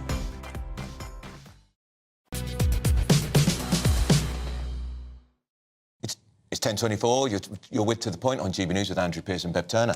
Everyone has been getting in touch with us this morning. Thank you so much. We're talking about this childcare bung that we've effectively got in the budget, and I was saying that I didn't agree with it, and a lot of you agree with me. Maureen says, forget the free 30 hours, give the parents of every child under 2 £7,000 a year and let the parents choose how and where to use it. Parents will make the best value for money decision that is best for their child. And Mel has agreed, saying instead of giving parents more money at taxpayers' expense when they should have made it more attractive for one parent to stay at home, for instance, being able to transfer the full tax allowance between partners. It's so true. And do you know what? It will have caused arguments in houses last night, that, because you might have, mums who don't particularly want to go back to work when their babies are under 1, and you might now have a partner going, well, you've got to, and you can afford to now, off you go. Because we're getting 33 hours a week. But they have to, of course, be working already 16 hours. Yeah. OK, keep your messages coming in, won't you? Now, Jeremy Hunt has said that Rishi Sunak's government would add £11 billion to Britain's defence budget over the next 5 years. He set out an extra 33 million support also for Britain's military veterans over the next 3 years, which will help with housing and care for those with physical injuries. So we're joined now by defence and security expert Robert Clark. Good morning, Robert. £11 billion over 5 years. Does that sound like enough? Good morning. No, unfortunately, it's nowhere near enough. The £11 billion figure would have been enough for the next year or two due to the cuts imposed due to inflation. The day-to-day spending, for example, for the Ministry of Defence is actually going to be cut in real terms next year as a result of this. That's if inflation doesn't rise further. And just to put it in perspective, one of the things that this money's been allocated for is to replenish British stocks, which have been sent to Ukraine. Admirable a cause as that is. Now, by the end of this year, we'd have sent roughly around £5 billion worth of arms and ammunition, and we're only having about £2 billion of that reinvested. So, just as an example of just actually how this apparent rise in defence spending is nowhere near enough to cover what is needed. What about this money for veterans, Robert? We know, don't we, depressingly, that a lot of people sleeping rough on our streets are Army veterans. They've announced, 33 million over 3 years. It doesn't sound a lot of money. I mean, in comparison to the defence budget, which is around 50 to 54 billion pounds, you're quite right. 33 million isn't seemingly a lot. However, what Johnny Mercer and the Office for Veterans Affairs, has achieved is more than has ever been achieved by any government beforehand. So it's a lot more than we're already getting to put into veterans' welfare. And crucially, I believe the team that Johnny Mercer has, it's not just the amount of money that one is gifted, it's how one uses it. And they've already been shown to be, very, very sort of effective in sort of where they're placing their money, particularly targeting housing for veteran families, but also the crucial transition when people leave the military and start civilian careers. Robert, as a defence and security expert, I can't have you here this morning without asking you about this news that the government are going to ban TikTok from MPs' devices. Why would they do that? Oh, well, that's quite simple. I mean, there's two parts. First is it looks like the US and the European Union are doing so. And also, as a partner to the US in terms of defence and security, we must be in step with them. But secondly, the real reason is the Chinese national security law demands that all civilian companies in China, regardless of industry, they submit all their sort of intelligence and all their data to the Chinese government whenever they so desire. TikTok's been proven to be harmful to security in terms of it's not just the amount of data TikTok harvests, it's what the Chinese government can do with it in a way that Meta, for example, and Instagram and WhatsApp can't do. So these have very real ramifications. We only have to see how the Chinese government, use data, for example, in Xinjiang, where the genocide against the Uyghurs, and how they use the police state security apparatus to sort of clamp down on human rights, civil liberties and democracy. I personally support it, and I hopefully look forward to a wider or a further ban of TikTok across UK society, to be honest. Interesting, really interesting. Thank you, Robert. Defence and security expert Robert Clark there. Now, small businesses. We're going to talk about small businesses because but being the People's Channel, we like to speak to people across the country, and we're now joined by an independent business owner, John Evans, and he runs Jojo's Fish and Chips Bar in Stafford. Morning. Good morning. Was there much for you in that budget?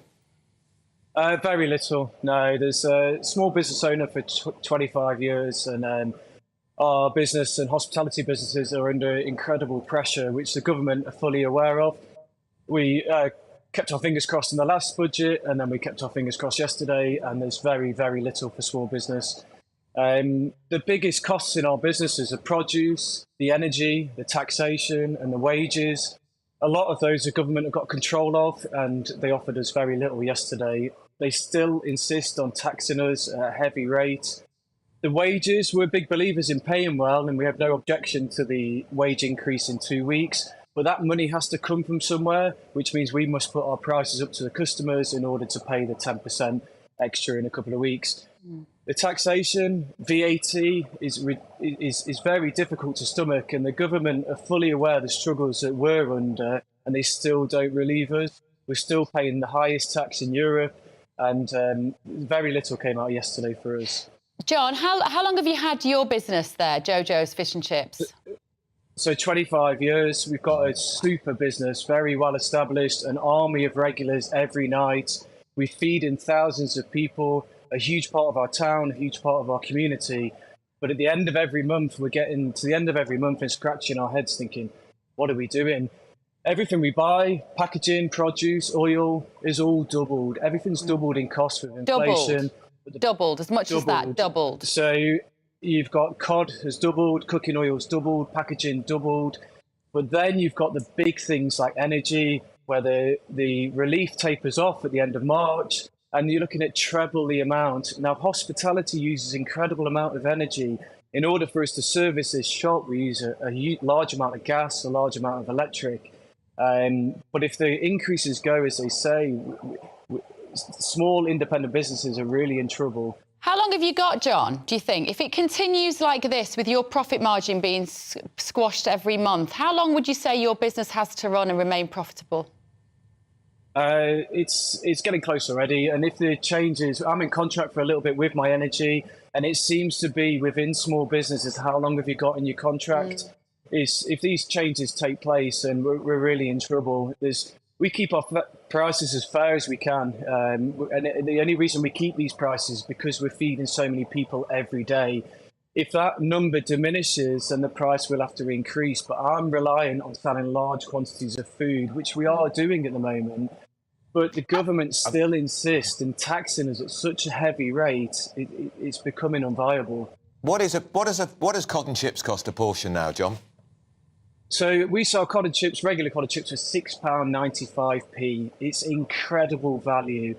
A consumer cannot go to the shop and buy that and replicate that meal for what I sell it for. But if I don't sell a dozen every 5 minutes, I can't sell it for that price. Now, our business is built on good service and good food, and we deliver it every single time, hence the army of regulars. OK, John. Price, we've got to move on. Well, I'll tell you, when I'm up there, absolutely. I'm going to be in there. Jojo's Fish and Chips Bar. We'll come and find you, John. In Best of luck. Stafford, we'll come and find you. That is cheap, actually, for cod and chips. And but as he said, he wants to look after his customers who've been going for years. Right, still to come on the budget, we're going to be talking about the childcare increase. We're going to talk about pensions as well, all after your morning's news with Bethany.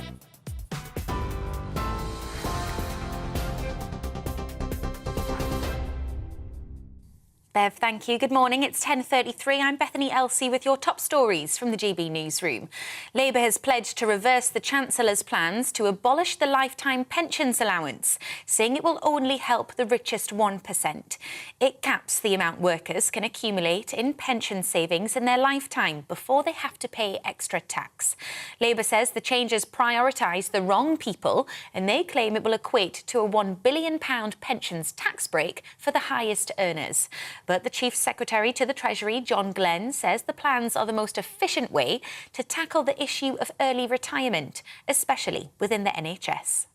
The driver for this policy was what the BMA wanted for consultants, senior doctors who across the country are deciding not to stay for perhaps the last 10 years of their working life. We need those people to make that decision to continue to work in the NHS right now, given the backlogs. If we could have done it quickly, which is very doubtful, for just one profession, would have then launched legal challenges. It's understood health unions representing nurses and ambulance workers in England are close to resolving an ongoing pay dispute with the government. It raises the prospect of an end to strike action, which started before Christmas. The Guardian newspaper says a deal could come as early as today. The government says talks with union leaders have been constructive and that they're ongoing. The Pentagon has released video footage of the moment a Russian fighter jet almost collided with a US drone over the Black Sea earlier this week. The declassified video shows the Russian plane approaching the unmanned drone and dumping fuel nearby, which damaged a propeller. Russia has denied accusations that its jet acted recklessly in the incident, which happened on Tuesday. You're up to date on TV, online, DAB, digital radio and TuneIn. This is GB News. Now it's back to Andrew and Bev.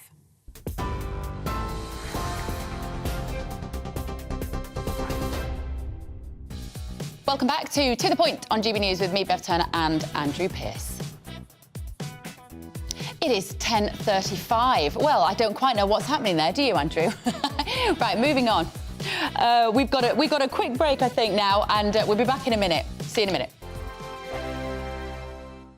We are GB News, the People's Channel. And right across the United Kingdom. You can find us on Sky Channel 512. Virgin Media Channel 604. Freesat Channel 216. Freeview Channel 236. And YouView Channel 236. You can also take us with you on DAB Plus Radio. With the GB News app and at the website gbnews.uk. We're absolutely everywhere. Come join us on GB News, the People's Channel, Britain's news channel. Monday to Thursday, 9 p.m. till 11 p.m. Join me, Dan Wootton. I'll bring you the sharpest takes and hottest debates. Do you not believe in prison? I don't believe in prisons. I'm completely stunned. I guarantee you there'll be no spin, no bias, no censorship. I actually was personally quite offended by it. And no reason to go to bed. So I guess they've always been quite woke. That's Dan Wootton tonight on TV, radio and online. Monday to Thursday from 9 p.m. till 11 p.m. on GB News. The People's Channel, Britain's news channel. Hello, I'm Michelle Dewberry, and you can join me every weekday 6 till 7 on Jubes and Kerr. You're an inspiration to us all. Clip that bit up. Well, you are. That's my ringtone. My political ambitions those days are gone, I can tell you. She's only teasing. Go on. He's probably going to want to lay down now. I'll give him 2 minutes to have one. Let's respectfully disagree. That's what we like on Jubes and Kerr. Come and join us. GB News, the People's Channel. Michelle Dewberry, weekday evenings at 6 o'clock.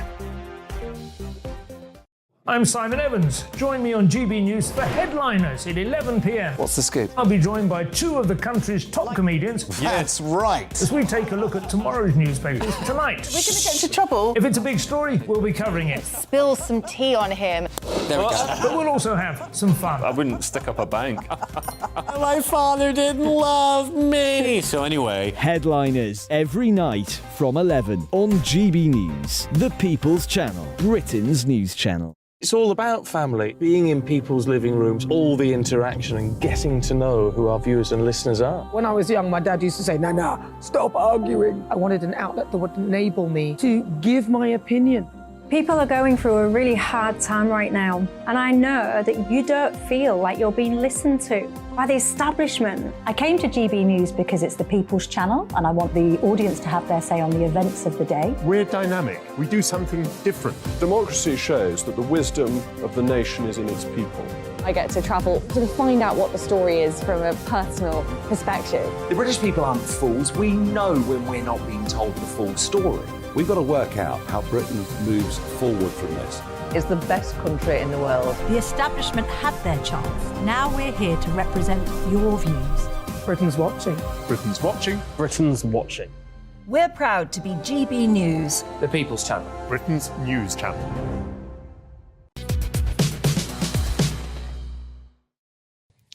Very good morning. It's 10:38. This is To The Point on GB News with Andrew Pearce and Bev Turner. Now, we've been talking all morning about the budget and particularly this childcare issue. So we're joined in the studio now by Andrew Solanki, who's the founder of Mia Consulting Group, to help us understand this in a little more detail. Have they offered what parents wish for?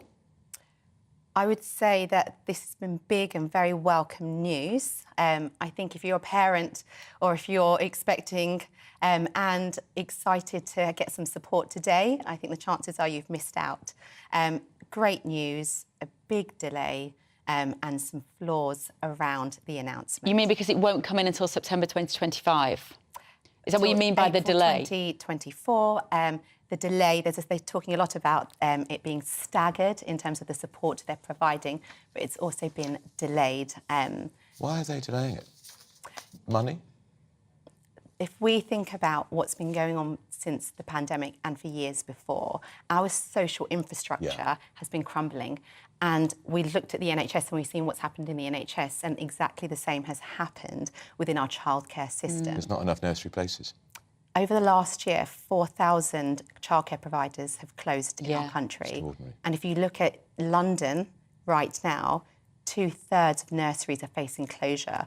We've got high running costs, we've got staff shortages and underfunding. And for the government to implement this very big plan and grand announcement, very welcomed announcement, they've been unprepared for it. And there's been a huge blind spot because from now until a year, what they want to do is build the infrastructure. What I would have wanted to see is some more creative and innovative solutions, like you were mentioning earlier, Bev, to help parents who need it now. Because and what would that look like for you? Because I've said this morning, allow us to keep more of our own money or offer tax concessions to allow family members to look after your children. That's what a lot of young mums want, isn't it? Absolutely. It's autonomy, it's choice, it's being able to have the ability for a mother who might not want to go back into full-time employment but want to start up their own business to be able to do that. But also within the most formative years of children, studies show that a home-setting environment for partial amounts of time is very beneficial. And don't you want granny or grandpa, got time on their hands, a lot of talk about they're not in the workplace now, to do the caring, and as Bev was saying earlier, tax concessions to do that? Absolutely. And when grandparents now look at the society we live in, we're not living next door to mum and dad to help us out. So having concessions to help provide that transport cost, to provide and support grandparents to help look after children. Culturally also, I think years ago, that was seen as the norm, whereas now we live in a society that's very busy and we are living in a society that's having children later. So grandparents need that support to look after children. Andrew, do you have any idea who advises these men who've never looked after their own children on these sorts of policies? Very, very good question. I think you can see by all the blind spots we've had at the moment, it takes getting to a point of crumbling to notice. And one of the things I would say is, if you look at the government, I know it's a budget announcement, but they spoke with their money and their wallet, not with their hearts. But we had a woman Prime Minister when a lot of this crisis was going on, because this was going on under Theresa May, the crisis in nursing care, wasn't it? Well, I love these short stints of women that we've spoken about. She was never a mum, of course, though, was she? I think it's very difficult to understand and comprehend investment of public finances when you don't have children and you think the primary beneficiaries will only be parents and children. But studies and evidence, Centre of Global Development show us that high-quality childcare systems pay for themselves and there's a return on investment. We are currently having an issue where we need to get more of a labour workforce. We need employment. We've got 1.5 million women at home with caring responsibilities, and many of them do not have the choices available. But more concerningly, around 40% of women working at the moment with young families have been considering leaving. So the crisis could get even bigger. Leaving it for 1 year plus to help is not going to help when inflation is 10%. OK, thank you. Andrew Solanki there from Mia. Case well put, if I may say. Case very well put. Now, the Chancellor's also focused on getting more people into work to ensure people are not working until they drop. So there's support for people in old age. The government have been told they must not make the same mistakes which have pledged tens of thousands of 1950s-born women into poverty. Well, we can join now by the National Coordinator for the Women Against State Pension Inequality. That's Debbie Despont. Debbie, tell us what you've been campaigning for and how far you got with the budget yesterday. Well, WASPI is a campaign for women who were born in the 1950s who saw 2 increases to their state pension age. And the issue with that was that we weren't given sufficient notice, and the impact on women and their retirement plans has been catastrophic. And so we're campaigning for fair and fast compensation for those women for the maladministration by the Department of Work and Pensions, which the Parliamentary and Health Service Ombudsman has found. And to that end, we have in the last 12 days raised over £100,000 to take a judicial review, because we're concerned that the Ombudsman is not taking the right legal decisions and therefore can't come to the right conclusion at the end of his report or his investigation. Do you have any faith that a Labour government would look after the people that you are most concerned about? Well, the last Labour government pledged a considerable sum for WASPI women. As a campaign, we are pragmatic about what's affordable and what's achievable. We're not asking for the full return of our state pension. We're asking for compensation, and this is a historic injustice, and it's one that needs to be put right, because WASPI women are struggling now in their retirement. And I was interested, Andrew, to hear you talking about grandparents being able to provide childcare for their grandchildren. Often WASPI women can't do that now because they're having to continue working much longer than they expected to. And so it does affect the whole family dynamic. It's not just the WASPI woman herself. And there was a lot of talk about pensions yesterday in the budget by the Chancellor, the headline grabbing, we can pay more into our pension, scrapping the lifetime achievement, but nothing really for you. So sorry. That was one of our guests who's just dropped something. I beg your pardon. Nothing really for your campaign.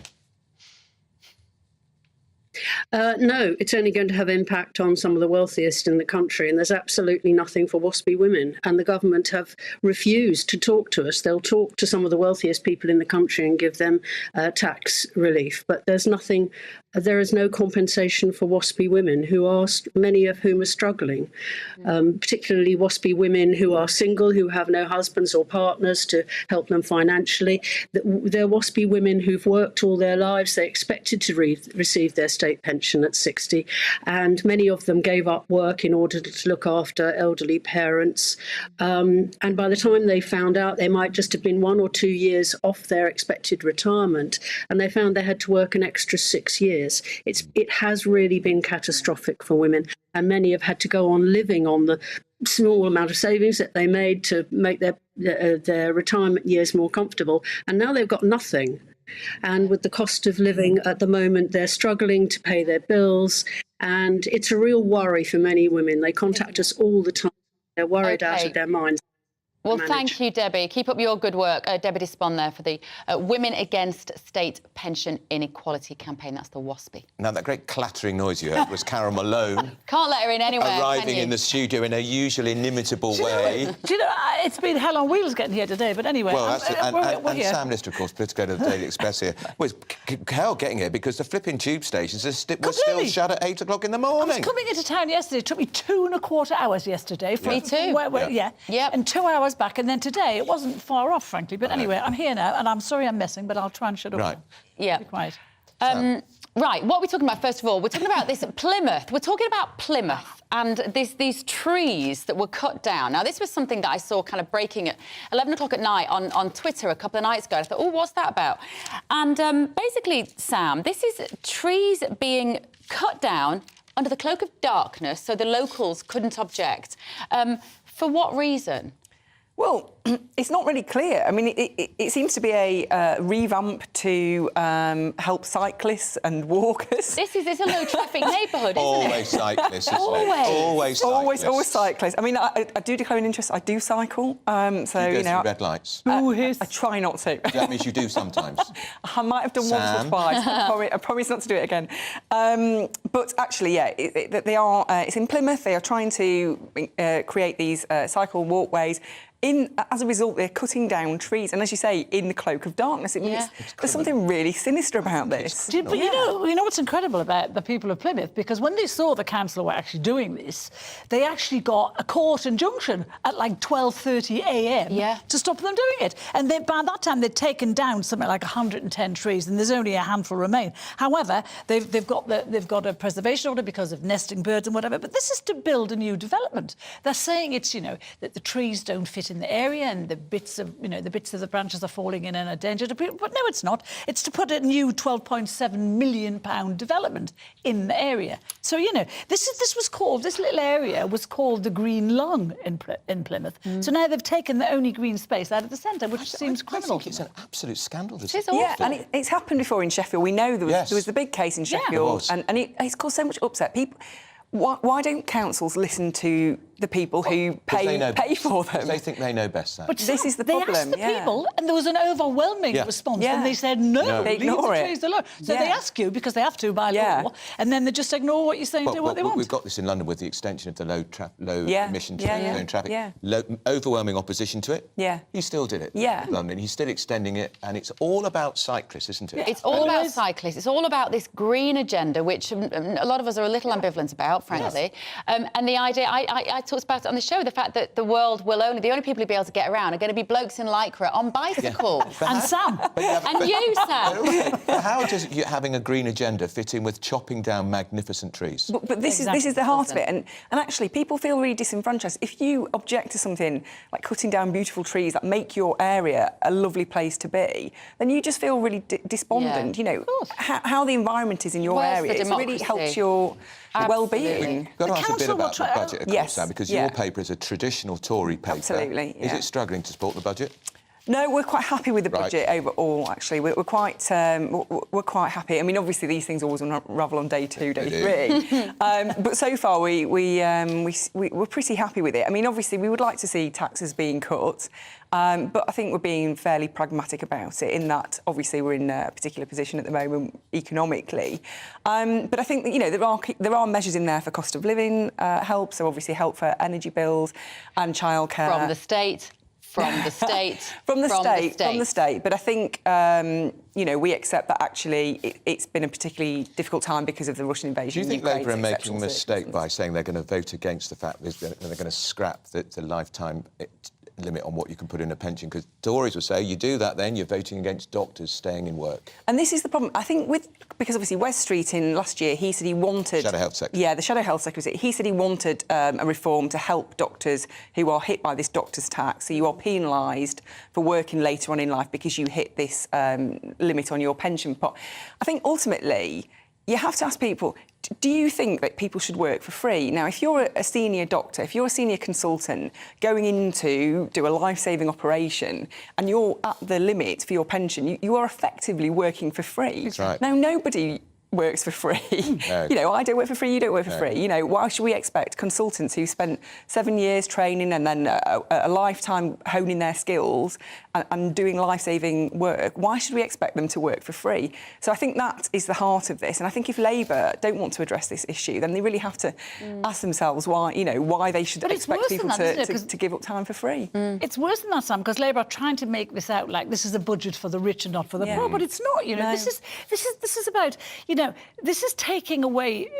If you have a good enough pension, you're never going to bother the state for anything. And it seems grossly unfair to me that a government should be able to dictate, 1, how much you put into your pension, and 2, how much it can grow. It's simply not fair. And it's interesting that, Labour, Rachel Reeves, I was watching her yesterday, the Shadow Chancellor, and she was trying to have a go at the pensions, but she knows full well that back in 2010, Alistair Darling moved the limit from 1 million to 1.8. Yeah. So she couldn't really have a go at that. And they did that for a very good reason, because it was after the 2008 financial crash, and this was 2010, and it was to get the economy going again, to pour more money into pensions, so there's more money for the government to invest in all the stuff that the state pays for. So to me, it makes ultimate sense. It's not about making rich people richer, it's allowing them to put enough money away to look after themselves, so they're never going to be a bother on the And it's state. income you've been taxed on, you're paying into your pension. Don't forget, when you take it out your pension, you get taxed again. You get taxed again. I wonder whether one of the things that was missing from the budget, actually, was about property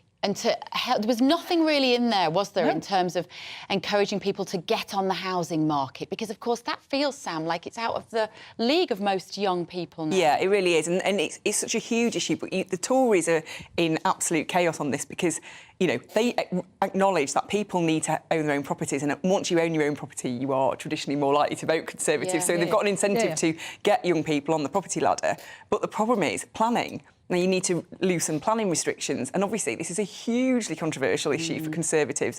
They don't want to loosen planning restrictions in the nice Tory shires because that would be so unpopular locally. So that they're constantly in conflict about this. How do you get young people on the housing ladder without upsetting the older voters in the shires who have lovely homes and don't want new developments? Buried in the budget report is a suggestion that housing prices could fall by 10% in the next year. Well, that will help first-time buyers. Well, it will help first-time buyers, yes. It's going to help young people get on the ladder, but it's going to really upset older people who might be thinking of downsizing, whose house basically is their pension, the house they've lived in all their lives, and they're going to sell and get a small one. The difference between what they sell it for and what they have left is their pension, because, you know, previous governments have taken away every pension boost you can possibly get. So it will be hard for older people, but it might help some young people get on the ladder. But I don't know if I believe it's going to fall by 10%. Why would How do they know anyway? I don't know. I mean, it's gone up by about 10% in the last year anyway. I know. And frankly, whilst interest rates are 6-7% that you can get from a bank, a lot of people can't afford to take out a mortgage anyway. The good thing about that is, remember about 5 months ago, Andrew Bailey, the Governor of the Bank of England... Who I think is useless, by the way. Well, he's totally useless. He just said... What was he said? He said we were heading for the longest recession since records began. And we're not even going to go into recession. We're not even going to go... I mean, it's not great, because the growth is like 0.2. We're only narrowly going to afford it, but he got it completely wrong, as usual. Well, yeah, and so does the OBR, frankly, so it's not very thick. But if they're saying if inflation's going to plummet by... if it's going to plummet to 2-something%, that's pretty good. That's going to be good. So, Michael Caine's 90th birthday party. Were either of you two there? No, sadly. But Your mate was. But I did have dinner with Michael Caine a few weeks ago, and his wife. Oh, did you really? I did. How did you wangle that, Piers? Just through friends. I know who this is through. And I've got to tell you, he was terrific company, really lively, really interesting, and his wife, Shakira... She's gorgeous. She's gorgeous. You obviously weren't very good company because you didn't get invited to his birthday. No, sadly. So does everyone know who your very good celebrity friend is? I've got lots of celebrity friends, Carol, including you. His big celebrity friend is Joan Collins, who I'm sure is the person who took you to see... And she was at Michael's party. Her walker. OK, so the story is that Denise, he went... It was his 90th birthday, and they were at the River Cafe in London. And... Tom Cruise was there, and he swerved the Oscars to go to this birthday party. And when I read the thing, and I read Denise Welch and her husband, I thought, how did that happen? And it turns out that Denise's husband, Lincoln, had painted a portrait of Michael, and they got on really well. And can we tell this? No, we can't tell this. Can we tell this? We can tell a joke. OK. He looks good for 90, by the way. Just looking at pictures of Michael Caine. Mind you, Tom Cruise looks good for he's about 65 now, isn't he? But don't you think he sometimes looks fabulous, and other times he looks hellish? He looks good there. Oh, we've all been there, Carol. Can we? Well, it's true. Also, about 10 minutes ago, before we put makeup on. Can I tell the joke? Yeah, go on. I can't do the F word, but she says only the other morning. This is Denise Welch. This is Denise saying of Shakira. She said Shakira heard a scream from downstairs, and it was Michael shouting, "Shakira, look, there's a parcel. My Olympic condoms have come." He said, "I'm going to wear the gold one tonight," and she says, "Why not wear the silver one and come second for a change?" I'm so glad it was you that read that out, and not me. I'm really sure we should have read that joke, Carol, in hindsight. And on that bombshell, as they say... You're coming back in the next hour. Could you not tell any jokes? We've come to the end of that hour. I'm blushing a little. We've still got Sir Keir Starmer. We're going to be discussing that, branding the budget a sticking plaster. We're going to be talking about that in the next hour. See you soon. Monday to Thursday nights on GB News. At 6, it's Dubes & Co. 7 o'clock, Farage. At 8, join Jacob Rees-Mogg. And at 9, Dan Wootton Tonight, followed by Headliners. On TV, radio and online. This is GB News.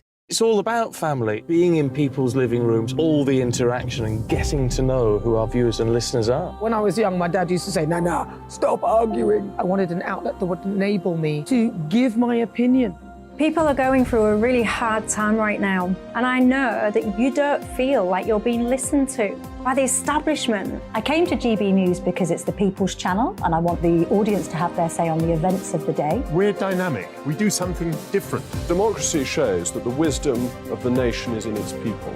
I get to travel to find out what the story is from a personal perspective. The British people aren't fools. We know when we're not being told the full story. We've got to work out how Britain moves forward from this. It's the best country in the world. The establishment had their chance. Now we're here to represent your views. Britain's watching. Britain's watching. Britain's watching. We're proud to be GB News. The People's Channel. Britain's news channel. We are GB News, the People's Channel. And right across the United Kingdom. You can find us on Sky Channel 512. Virgin Media Channel 604. Freesat Channel 216. Freeview Channel 236. And YouView Channel 236. You can also take us with you on DAB+ radio. With the GB News app and at the website gbnews.uk. We're absolutely everywhere. Come join us on GB News, the People's Channel, Britain's news channel. GB News has its own late-night paper preview show, Headliners, where comedians take you through the next day's top news stories. You don't have to bother reading the newspaper, we've got it covered for you. Headliners, every night at 11 p.m. and repeated every morning at 5 a.m. We won't send you to sleep like some of the other paper review shows out there. GB News, the People's Channel, Britain's news channel. Join me, Nana Akue, Saturday and Sunday afternoons on GB News. Expect fiery debate and passionate discussion as me and my panel tackle some of the biggest topics hitting the headlines. It's a place for everyone's opinion. No one gets cancelled, but no one gets an easy ride. Oh, she's on it today! Be ready for conversations that are fierce, frank, and of course, fun. Every Saturday and Sunday afternoon from 4 p.m. on GB News, the People's Channel. Join me, Camilla Tominey, on Sunday mornings from 9:30, taking the politicians to task and breaking out of SW1 to see how their decisions are affecting you across the UK. Bursting the Westminster bubble every Sunday morning, only on GB News, the People's Channel. Britain's watching.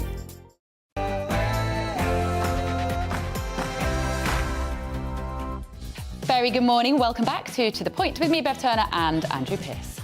Well, Britain is expected to announce a ban on the video app TikTok on government phones. That's going to be announced in the Commons today, we think. This is all to do with the National Cybersecurity Centre review of the Chinese-owned app. It's all about China. The United States, Canada and Belgium have already gone down the same route.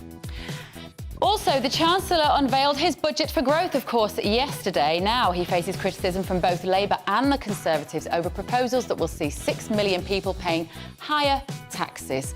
You've been letting us know your thoughts, and I'll get to those in just a moment. And another week, and it's another day of strikes. Train strikes today. There's still hangover from the tube strike yesterday morning. We're asking, are you as fed up as we are with the strikes? And what's the government going to do to get them fixed? And on Friday, that's tomorrow, MPs will debate the Hunting Trophies Bill. If passed, it will prevent British hunters bringing home game souvenirs such as heads and pelts. Should the government ban trophy hunting?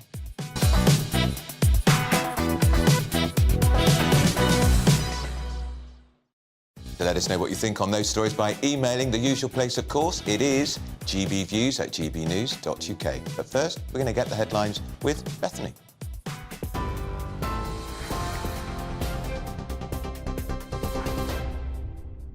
Andrew, thank you. Good morning. It's 2 minutes past 11. I'm Bethany Elsey with your top stories from the GB newsroom. The Institute for Fiscal Studies says the impact on the labour market following changes to childcare are highly uncertain after the government pledged to introduce 30 hours of free care for children over 9 months old.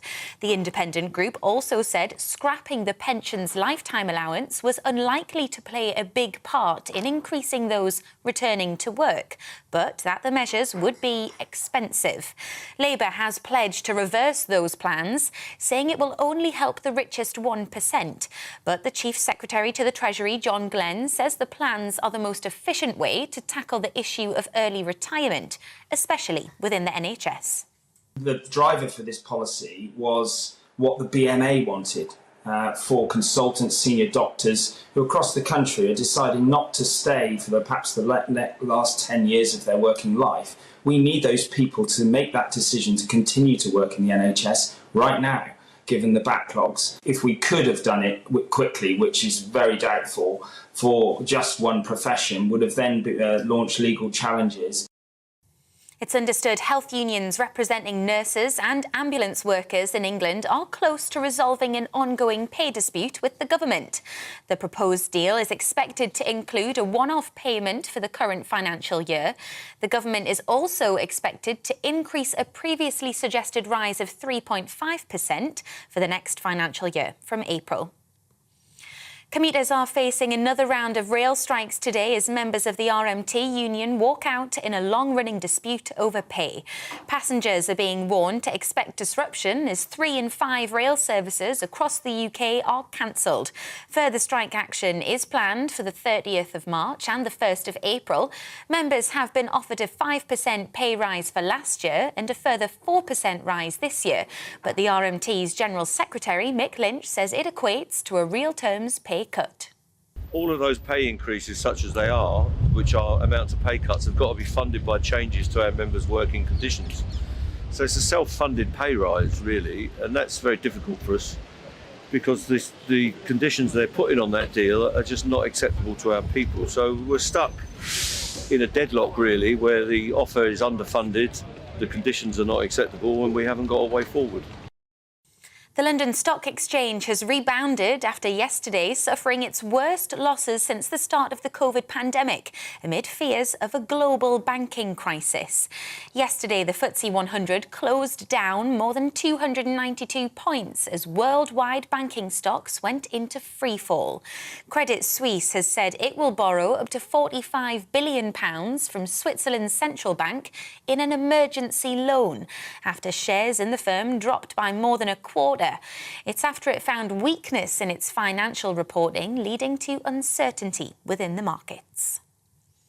A 400-year-old hotel, which was housing Ukrainian refugees, has been engulfed by a fire in West Sussex.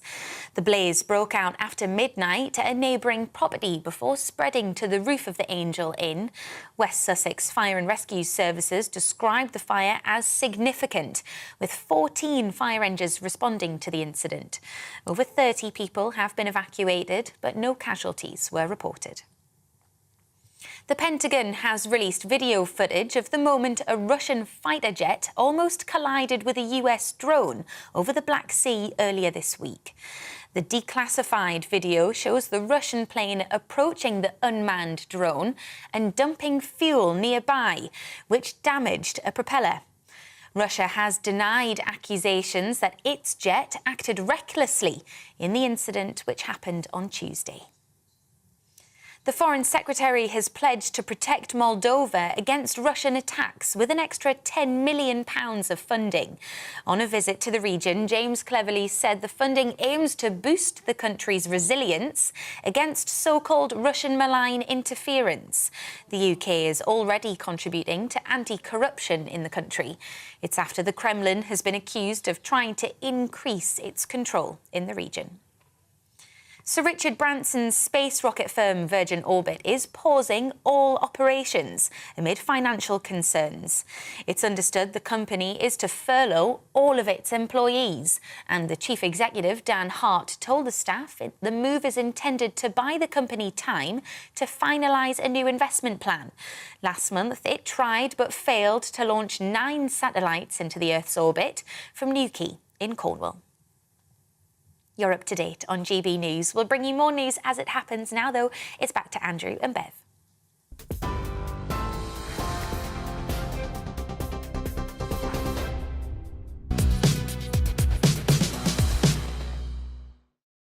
Well, to be fair to Keir Starmer, it is the most difficult speech any leader of the opposition has to make, responding to the budget, although not as difficult as it used to be, because so much of it had been leaked to the press before. But in that speech yesterday, he said it was a mere sticking plaster for a country that needs major surgery. Starmer accused Jeremy Hunt of having no ambition to improve the lives of working people as the Chancellor laid out his plan. So joining us now is Shankar Singham, CEO and a former advisor to UK Secretary of State for Trade. Good morning.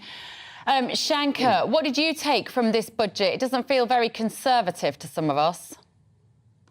Well, I think it's probably it's fair to say that it's a sort of steady as she goes kind of budget. Nothing massively major in it in terms of the growth agenda. Although there was quite a lot of talk about economic growth. I think there's three things I would sort of focus on. I mean, one, and they are getting quite a lot of headlines. I mean, one is the pensions cap, and I think while there's been a lot of criticism from the Labour benches about this because it's favouring the top 1%, I would say that it's about incentives. And the fact is that if you have workers who essentially are incentivized to retire basically in their 50s, you're going to have a very problematic economic condition. So I think they've done something about that. I think the investment zones are a positive idea, although I would hope to see more, especially in terms of the regulatory agenda and the supply side reform agenda. So I would have been hoping for a bit more of that. And clearly, the increase in corporate tax rates, which was briefed out, it's not a surprise, is going to be problematic for business. It's alleviated a little bit by the capital allowances, so businesses will be able to reclaim more in terms of expenses, and that is extremely helpful. But as an overall direction of travel, I'd like to see a lot more tax relief in the future. Bev was talking earlier about aspiration, Shankar. What he's doing, the Chancellor, of course, he's freezing personal allowances over the next 3 or 4 years, which will raise billions of pounds. And it's going to take a lot more people into the 40p tax rate, the 45p tax rate. That is not going to help aspirational Britain. No, and I think, I mean, one of the things that they've said sort of consistently is that growth does matter, and I think you have to translate that statement into actual, actions. And part of the problem of being so limited in what you can do by the OBR and by some of the economic forecasting models that Treasury uses is that you assume basically that there isn't going to be much dynamic growth in the economy, that GDP per capita is not going to increase particularly greatly, and therefore it becomes an exercise about dividing up what you think you have. And I don't think that is how the economy actually works. And I think we need a radical change actually in the way we forecast and in the way we prioritise growth and GDP per capita increase. And that means a lot more and a lot faster on regulatory reform, on supply side reform, and on reduction of taxes. And if you view this budget through that lens, it's a little drop in the ocean of what really needs to happen. It's certainly better, I think, than the direction of travel from the autumn statement, perhaps, but and there is a bit more emphasis on some growth initiatives. But I think we need a lot more systemic change and a lot more radical change in terms of really understanding how you grow an economy, and that's basically how to create wealth. And you talk about aspiration, and that's clearly what we have to incentivize. Don't you think they've been scared out of their pants about being radical after the reaction to the Kwasi Truss mini-budget last year? Yeah, I mean, we're also seeing, not coincidentally at the same time, a lot of problems in the banking sector, particularly in the US now. And what happened in the mini budget, the Truss Kwarteng mini budget, was the increase in interest rates that was caused by that budget was really a recognition of the fact that interest rates have been artificially depressed for quite a long time. Now, the problem with artificially low interest rates is you get a lot of moral hazard. You get a lot of bad activity by people in the sector because, frankly, money is too easy. And what we're seeing now is the effect of this. This is all being revealed now as a result of interest rates having to go up. And we're seeing a lot of problems in the banking sector as a result. And this is not coincidental. I mean, all these things are linked. That's the problem, I think, that they are all deeply linked. And therefore, if you want to break this cycle of stagnant growth, you have to do three things. You have to do massive regulatory reform, and we can do that now in the UK, and there's been, very little of that so far. We've seen the sort of beginnings of it, but we need to press the accelerator on that. And we do need to start not just talking about we want to lower taxes and increase the amount of money that people have in their wallets at the end of the day. We want to actually start doing it, and that is we've not really seen that, and I think they are scared of the reaction previously. Yeah.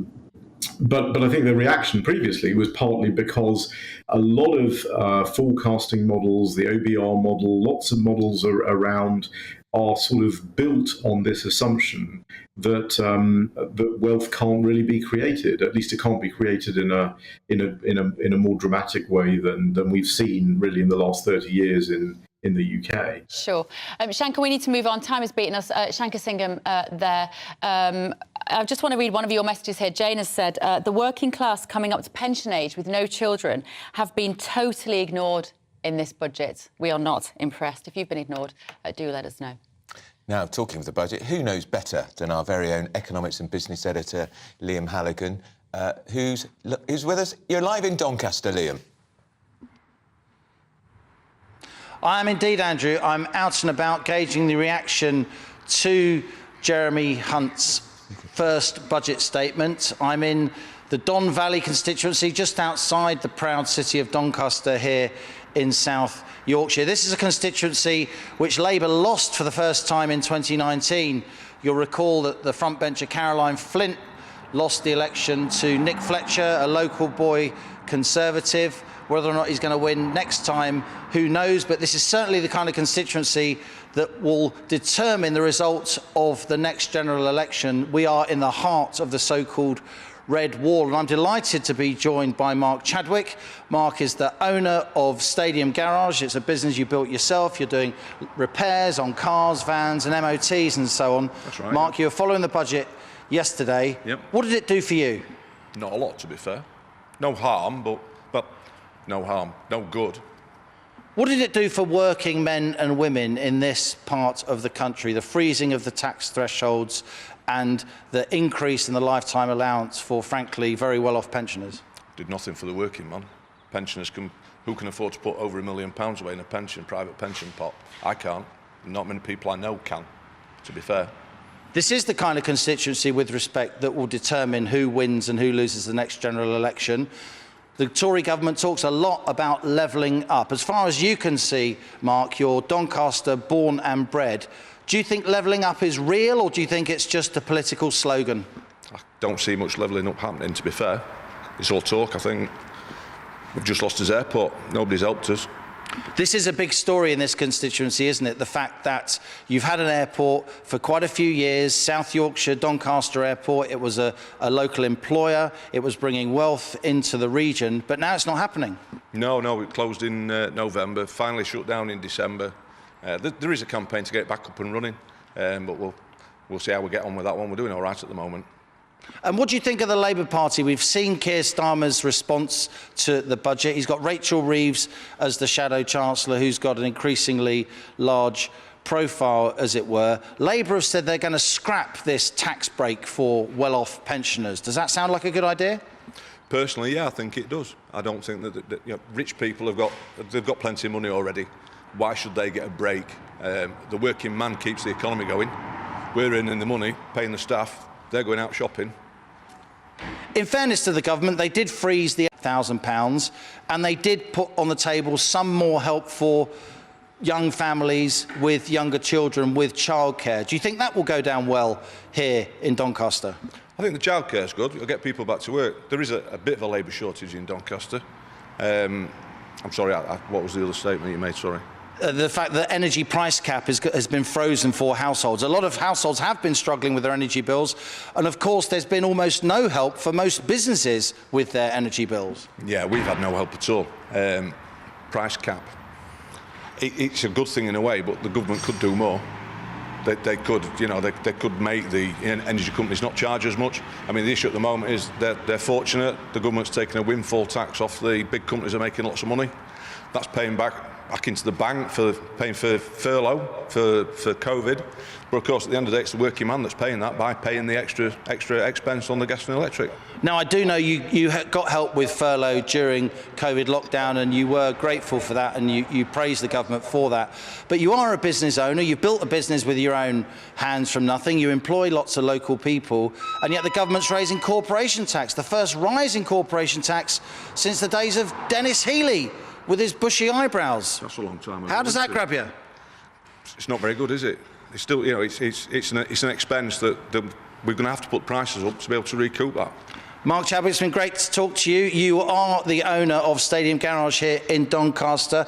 Bevan Andrews, this is the kind of constituency where the election next year, we expect it to be, will be won and lost. And Mark mentioned there the case of Doncaster Airport closing. I'm going to be investigating that today, talking to lots of local people, bringing you a special report on GB News early next week. Thank you, Liam.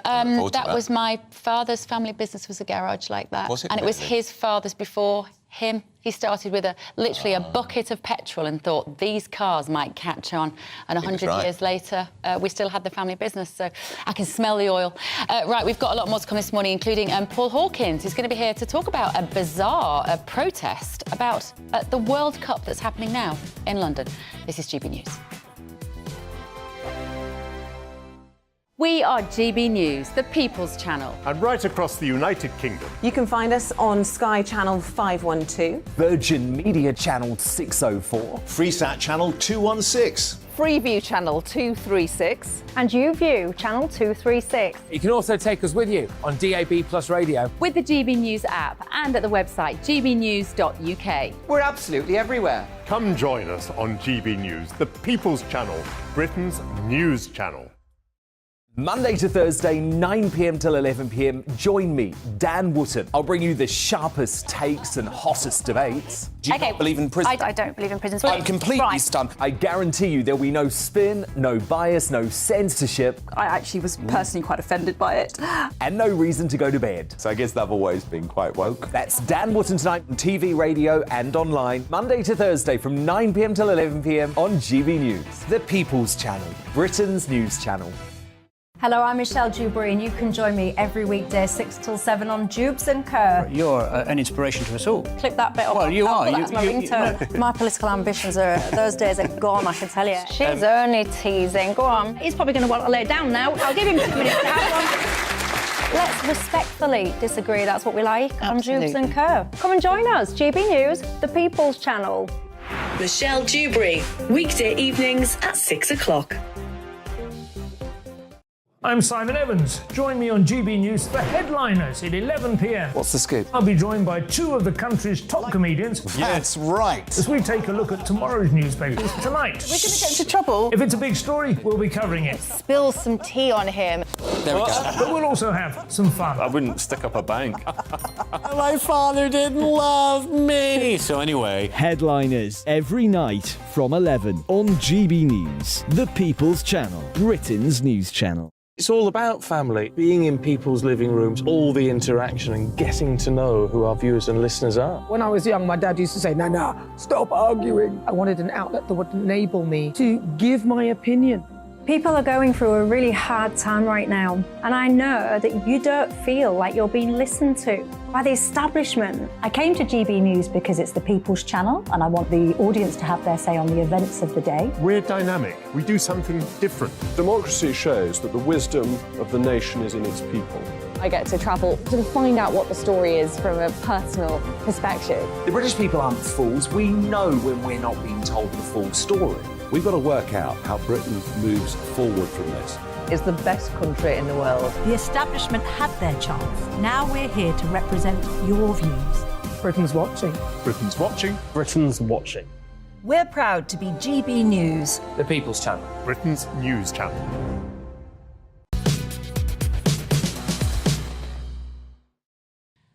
Very good morning. Welcome back to The Point with me, Bev Turner, and Andrew Pearce. Well, the Chancellor promised a major expansion, didn't he, in state-funded childcare in the budget, aimed at boosting economic growth, and he confirmed a £4 billion expansion of free childcare for all preschool children from 2025.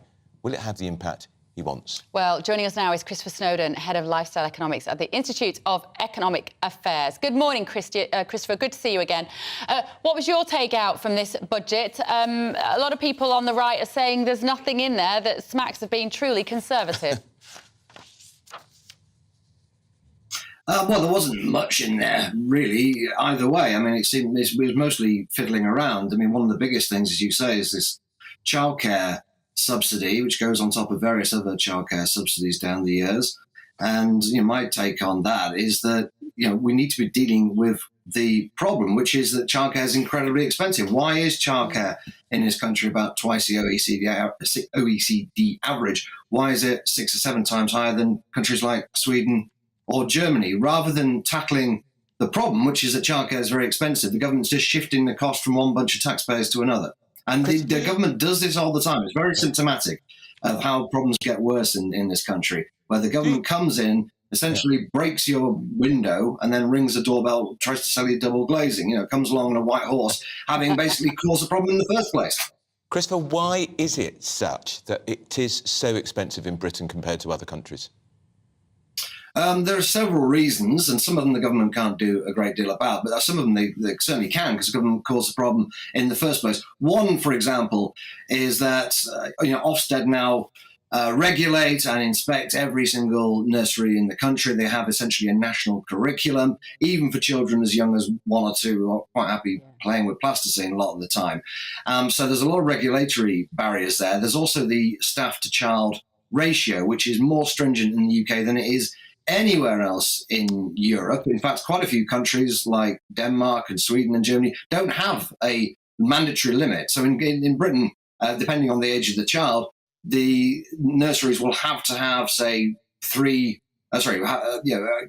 have to have 1 member of staff for no more than 3 children, or 1 member of staff for more than 4 children. The government yesterday, I don't know if you spotted this, but Jeremy Hunt announced that he was going to reduce the childcare ratio for 2-year-olds from 4-to-1 to 5-to-1. That only brings it in line with Scotland. Now, Scotland is not renowned as being the home of light touch regulation, but in England, our child to staff ratio was even more stringent in Scotland, and it remains much tighter than pretty much anywhere else in Europe. And therefore, nurseries are having to employ a lot of the time childminders they don't really need, and they're having to spend a lot of money complying with regulation that shouldn't really be there, and hence we have incredibly expensive childcare.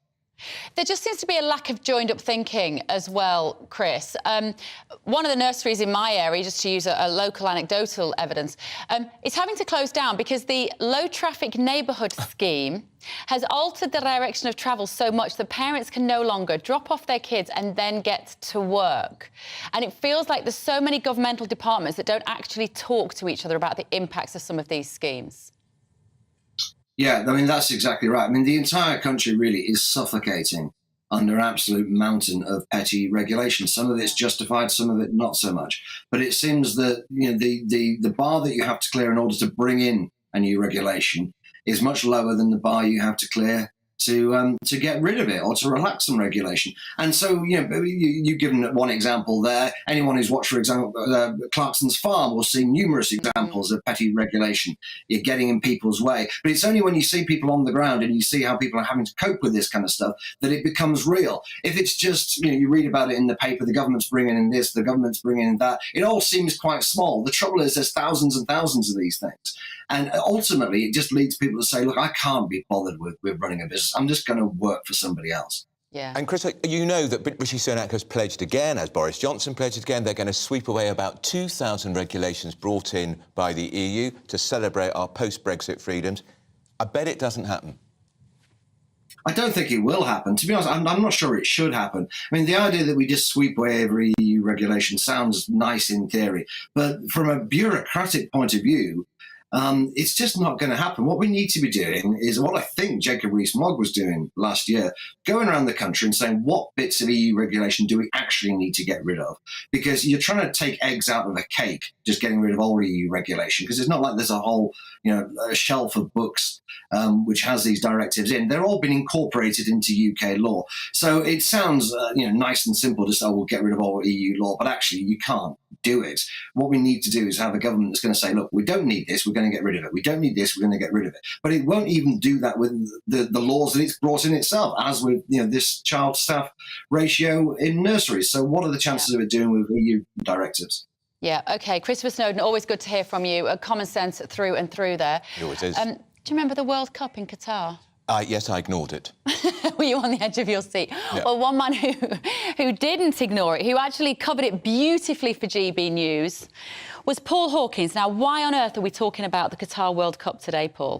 Because the Norwegian FA have brought it up as a point of debate at the 73rd FIFA Annual Congress, which is taking place. It's one day. It's taking place right now in Kigali in Rwanda. Gianni Infantino has also been elected for a third successive term, which takes him through to 2027. He's been known to say some bizarre things in the past. I think stupid things about gays going to the World Cup in Qatar. Yeah, indeed. And then he came up with that weird speech where he said, I am gay, I am a migrant worker, and everyone was kind of looking, all right, OK, mate.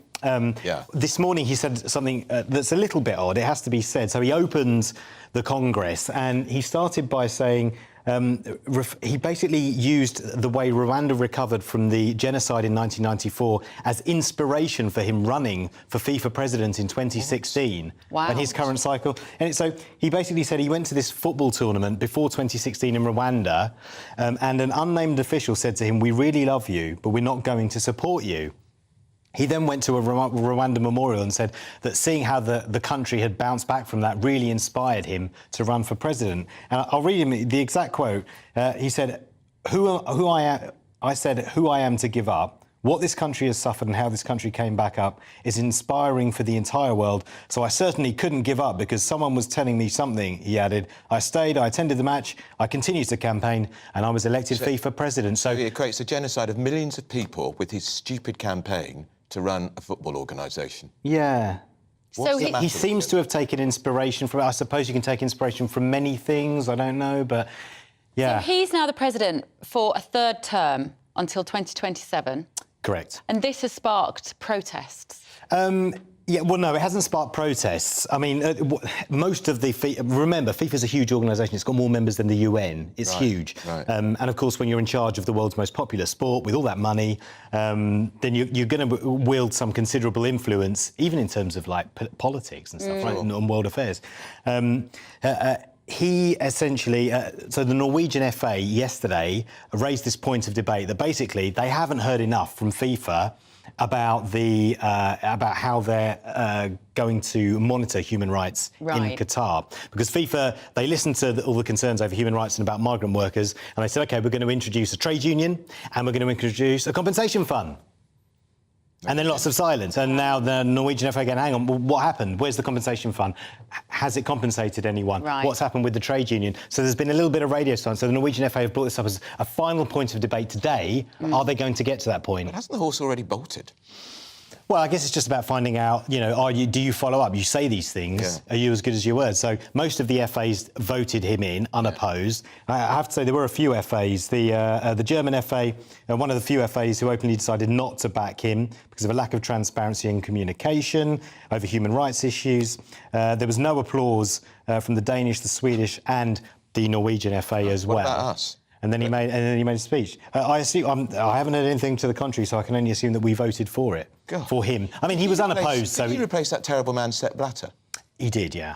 Gosh, you wouldn't have thought he could have got any worse. This bloke sounds as bad. So, yeah. Funny, isn't it, how these really corrupt and inappropriate men managed to keep these positions of power for so long? Yeah. I mean, listen, there's no proof that he's corrupt. He's not here to defend himself. But you know what I mean? It's all a bit whiffy, isn't it? He's a bit mad. Yeah, it's a bit, and actually, it's widely reported that he wants to continue to 2031, which would outstrip his 12-year limit. Oh, his president for life. Yeah, a kind of thing. Yeah, to 2031. I'm sure he's not modelling himself on Fidel Castro. Yeah, he needs. Yeah. And the next World Cup, 2026, is it? America.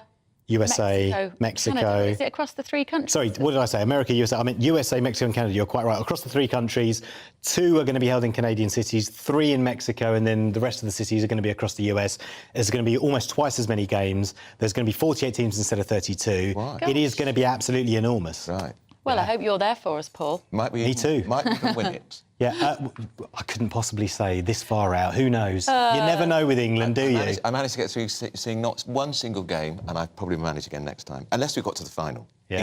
My favourite bit of the whole World Cup was watching you in the markets with all the beautiful flags outside and the sunshine. Not the incredible football on the pitch or the games. You need to watch that, Paul. Right, OK, you got a low bar. Because I didn't know until you told me that Wales were in the World Cup final for the first time since 1958. It was a big deal in Wales, yeah. And then they lost all 3 games. They did. But they were just happy to be there. Yeah, of course they were. Right. Anyway. Still to come. It's been dubbed the growth budget, but we have some serious doubts about that. We're going to get the thoughts of another small business owner to tell us what he thinks. That's all after your morning's news.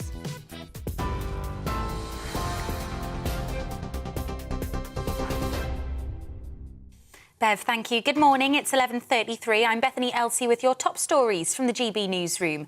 The Institute for Fiscal Studies says the impact of the government's new childcare subsidy on the labour market is highly uncertain.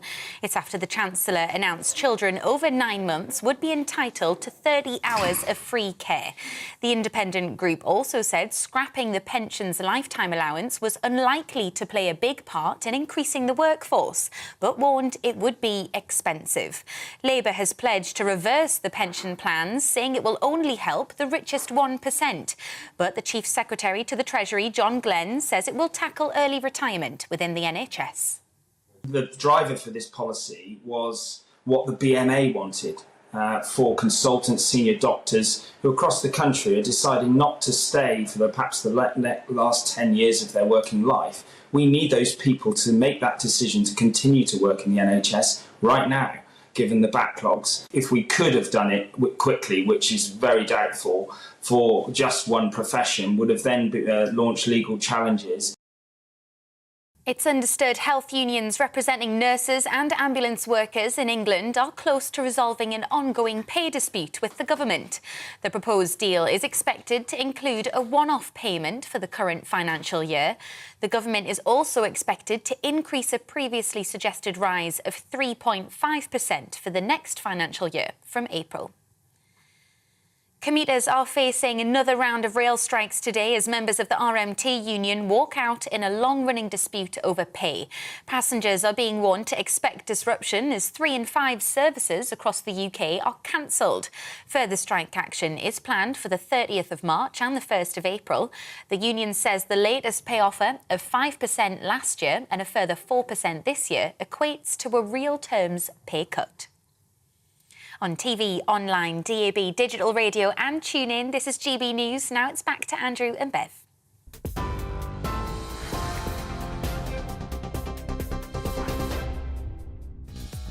Just a moment, we're going to find out what the budget will mean for small businesses. You're on GB News.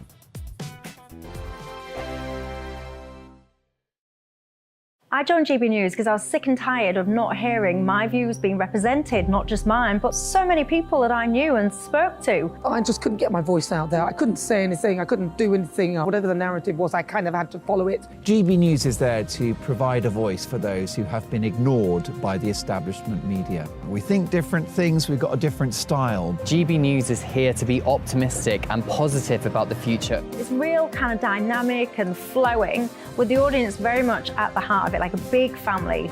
Here at GB News, we talk about the things that matter to you. Hearing the voices from right across our towns and cities, especially our towns. All sides of the argument represented with a heavy dose of opinion.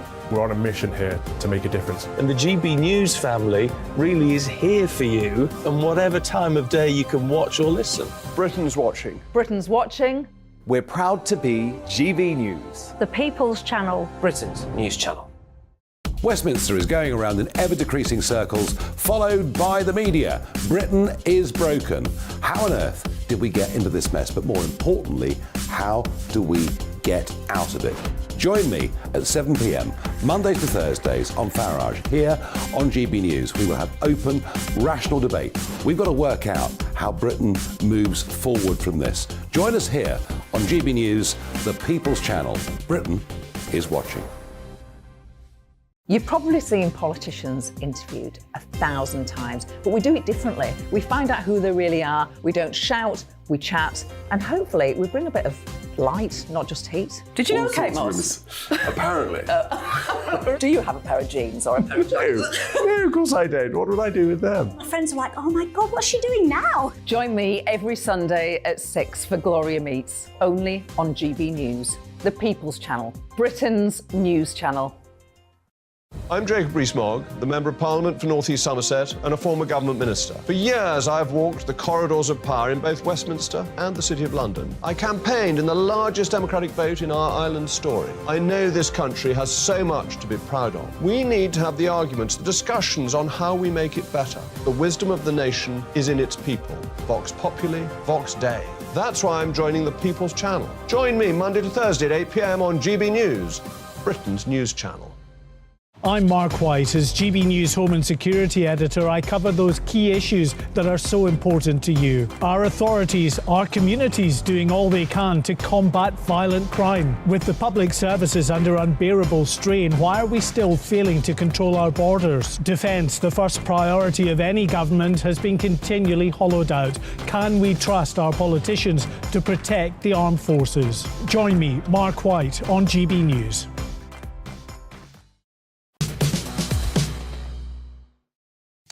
It's 11:38. You're with To The Point on GB News. So we've been talking this morning, of course, about the budget. And one of the things that you and I have both kind of pointed out is there doesn't seem to be a huge amount in here for small businesses. With corporation tax going up, joining us now is Josh Packham, who's founder of XA Digital, a net zero agency. Josh, tell us, what did you get in that budget that was good for you and your business? Morning, guys. Yeah, so I think, my agency deals with 40 to 100 businesses sometimes. I think with the small business pandemic, kind of almost abuse that it received from a lot of the policies, I think what we've essentially seen is a lack of attention and a lot of arrogance around small business, as if small businesses are resilient and they can just get through this without any help. And I think, there's not a lot in the budget. Now, you work for a tech company, you own a tech company, Josh, in XA Digital. Some would say that your kind of industry is immune from this. It's the pubs and the restaurants, the cafes which are struggling. You guys in this technocratic landscape should be A-OK, shouldn't you? Yeah, I mean, as you said, I think, our agency and our industry relies on the other companies, the companies that provide products, the companies that provide entertainment, that provide leisure. I think, at the end of the day, it's a trickle-down effect. If you don't support the baker, the candlestick maker and the butcher, it has an effect on everyone. Service providers like myself, if we work hard, we can survive. There's others in my industry, especially PR and especially HR services, that are really struggling, and they're getting zero help, and they're getting almost ignored by the budget. I was talking to some Tory MPs last night, Josh, and they said, of course, small businesses are the backbone of the British economy. Wasn't much support for the backbone. Yeah, I mean, I think, looking at it, I think most of it was on a macro level. So I think the economy survives and it grows from a micro level. So everyone looking at the kind of larger picture can see that, there is a lot for investment, which essentially investment's great if you've got cash flow. A lot of businesses I deal with have no cash flow. They're struggling to pay bills. They're struggling to pay the extortionate gas rates, for example. So I don't understand why the government's ignoring the fact that a rising corporation tax is going to essentially push people into the abyss of more debt when they've already got debt from 3 years of pandemic policy. Yeah. How bad is it for your clients, Josh? Like, are some of them literally counting down to the day when they can no longer employ their workforce? Exactly. I mean, I spoke to a man who runs a family business. It's 80 years old. It's never had a situation where it's ever had to borrow money. It's never had a situation where it's had to be in debt. He called me, I think it was Tuesday, and said, it's dire. They've got staff issues. They've got, crippling bills. They have to have the gas on all day because they're essentially a fish and chip restaurant. They've been going, they've got a reputation. They've been going for so many years that people still go there, but their prices have to rise. And when their prices rise, people complain. And I think the problem we're seeing is that businesses are trying not to put their prices up, which is leading to a kind of self-inflation reducing illusion, where I think people are illusioned by the fact that the cost of living crisis hasn't really happened for some people. I hear it a lot that a lot of the people complaining are the people at the bottom who are seeing it, but the people in the middle, especially kind of businesses that are okay, aren't quite seeing the crisis yet, which worries me. I think the next 6 months will be difficult. Yeah. Do you feel also, Josh, that there's something fundamental going on about the relationship between the individual or the business and the state? Because we've been talking this morning about the fact that the government are taking more of our money and then deciding where they, and also us, in terms of childcare, spend it. Exactly. I mean, I think the problem with the government is that they see business as a wealth generator for the country. But the problem is when you speak to people that are in business and actually reliant on it to pay their salary, directors, for example, we got zero help throughout the pandemic. And I think the problem with that is that, you know, directors of businesses want to see a return for the risk that they put in. And I think if you're putting in risk of paying your bills, paying other staff, increasing salaries for other people, if you're not able to pay yourself a good salary and you're not strong enough to actually invest more in your own company, then you'll just give up and you'll either leave the country or you'll end up just kind of, you know, borrowing more money. But I suppose if they want us to borrow money, they're going the right way about it, which is another reason to essentially increase corporation tax is that they're trying to borrow money from profit. And when you're borrowing money from success, it leads to people wanting to earn more, which essentially will improve the economy, but it won't improve the lives of people struggling to actually create business, to grow business and to actually put something back into the community. OK, Josh, thank you. Josh Packham there from XA Digital. It's bleak, isn't it? It is. Small businesses really... And Tories used to be the party of small businesses, which is what's so shocking, actually. And, well, you know, your family run a small business. Now, this has been going on. He's been in the headlines all week. That flipping bloke, Gary Lineker, that flipping bloke on football and the government stop the boats policy. We talked about this earlier with David Davis. He's stuck his nose in now on the campaign to crack down on trophy hunters. Of course he has. So with us to discuss this is journalist Carol Malone and political editor of the Daily Express, Sam Lister.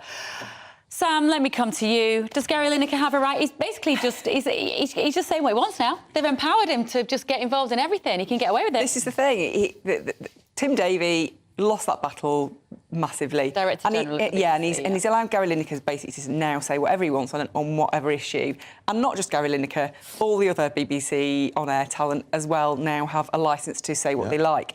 And so Gary Lineker has waded into this debate. I mean, you know, I'm sure actually lots of people think this is a cause they can kind of get behind. Not many people actually nowadays are very pro trophy hunting. So, you know, going over to Africa and coming back with some kind of lion's head on a plinth, it's not particularly edifying. No. But, you know, actually, it just goes to the heart of this issue, doesn't it?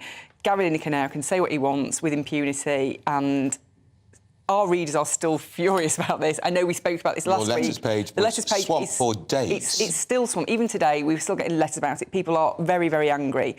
And I just think, I'm not sure how the BBC can continue with this policy now of allowing the presenters to just say what they want, because it's just going to lead to more and more battles down the line. And Carol, he hasn't done his homework, because we had a perfectly proper debate on this programme, put the two sides, and the argument in favour of the status quo is that it's encourages conservation. Exactly. The flora and fauna is encouraged, and if you ban it, it will just go through well, the black in market. Countries where it has been banned, in countries like Kenya, the wildlife is actually diminishing. So, you know, I mean, none of us want to see some idiot rich businessman standing with his foot on an elephant, having cut its tail off. I mean, it makes me sick to my stomach. If they're going to kill animals, if they have to kill them, it's got to be done in a more humane way. And I think the problem with Lineker here, there's this guy called Dr. Brown, Dr. Chris Brown. He's head of the Zambia Chamber of Environment, and he's saying, if you're going to call for the banning of something, come to talk to us environmentalists first. Talk to us about the environment and what it's going to do to it. But instead, Lineker, I think this is an interesting cause he's jumped on, because I think he's trying to curry favour with the parts of the public that were on his back last week, that were furious with him, and he thinks everyone is going to be on this. They're all going to be in favour. You could not possibly be in favour of rich businessmen killing killing gorgeous animals inhumanely. So to me, it just seems a bit odd. But also there was another reporter, a BBC reporter, and this backs up what Sam was just saying about how every presenter on the BBC now thinks they have impunity to say what they like. A woman called Lucy Siegel, who was a presenter on The One Show, she called for Tory MP Scott Benton to be deported in a Twitter spat over migration. He had said, he was talking about migration, he said the country is full. And she said something, if we're operating then on a one-to-one basis, can we swap him out for someone else? She put this on Twitter. And he tweeted back and said, as a presenter on the BBC, didn't you get the memo about impartiality? Yeah, very good point. So now someone like her can just say what she feels like, knowing. How can the BBC have a go at her when they've let Lineker off? Sam, we know that the Director General says he's conducting a review now of social media output for freelancers. I don't know if this woman on The One Show is a freelancer or not, but why do we need this review when Gary Lineker has been breaking the guidelines 4 years? Yeah. I mean, I suppose it's about ending those inconsistencies, because a lot of the supporters of Gary Lineker say, well, other presenters, Alan Sugar, for example, are able to be political. The difference being that Gary Lineker is the highest paid on-air talent that they have. We're paying for him, and he is a figurehead. His career has been made by the BBC, and he's the figurehead for BBC Sport. But don't you think it's interesting that, people were saying last week to people like us who were against Lineker doing this, people were saying, oh, but if you agreed with what he said, it would be different. Well, no, I agree with this largely. Yeah.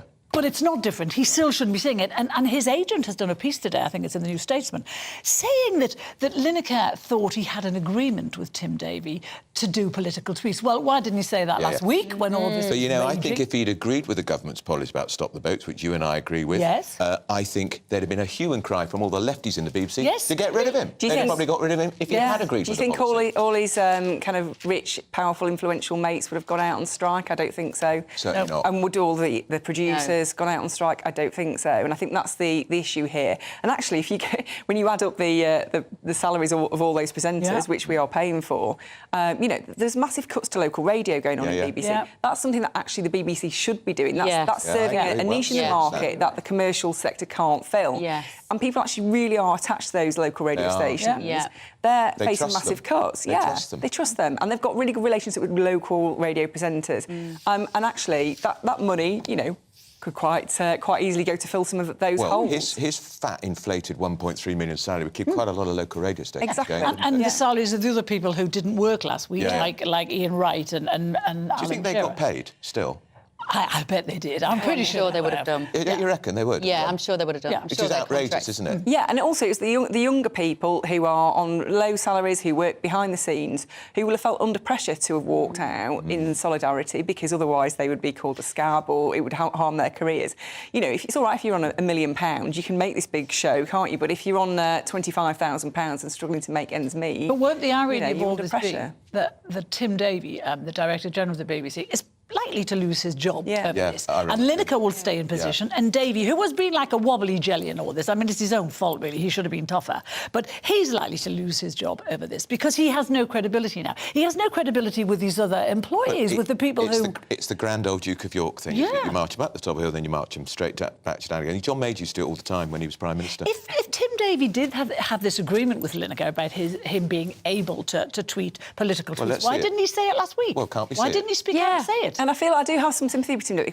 When he came in, it was a big issue in the BBC. It's been a big issue for some time, the impartiality thing. And he made it a big cause. If he was going to sort this out, he's going to crack down on, people like Emily Maitlis who were using Newsnight and no Twitter. No longer at the BBC. No longer, But he was going to crack down on those kind of things that were causing all these rows.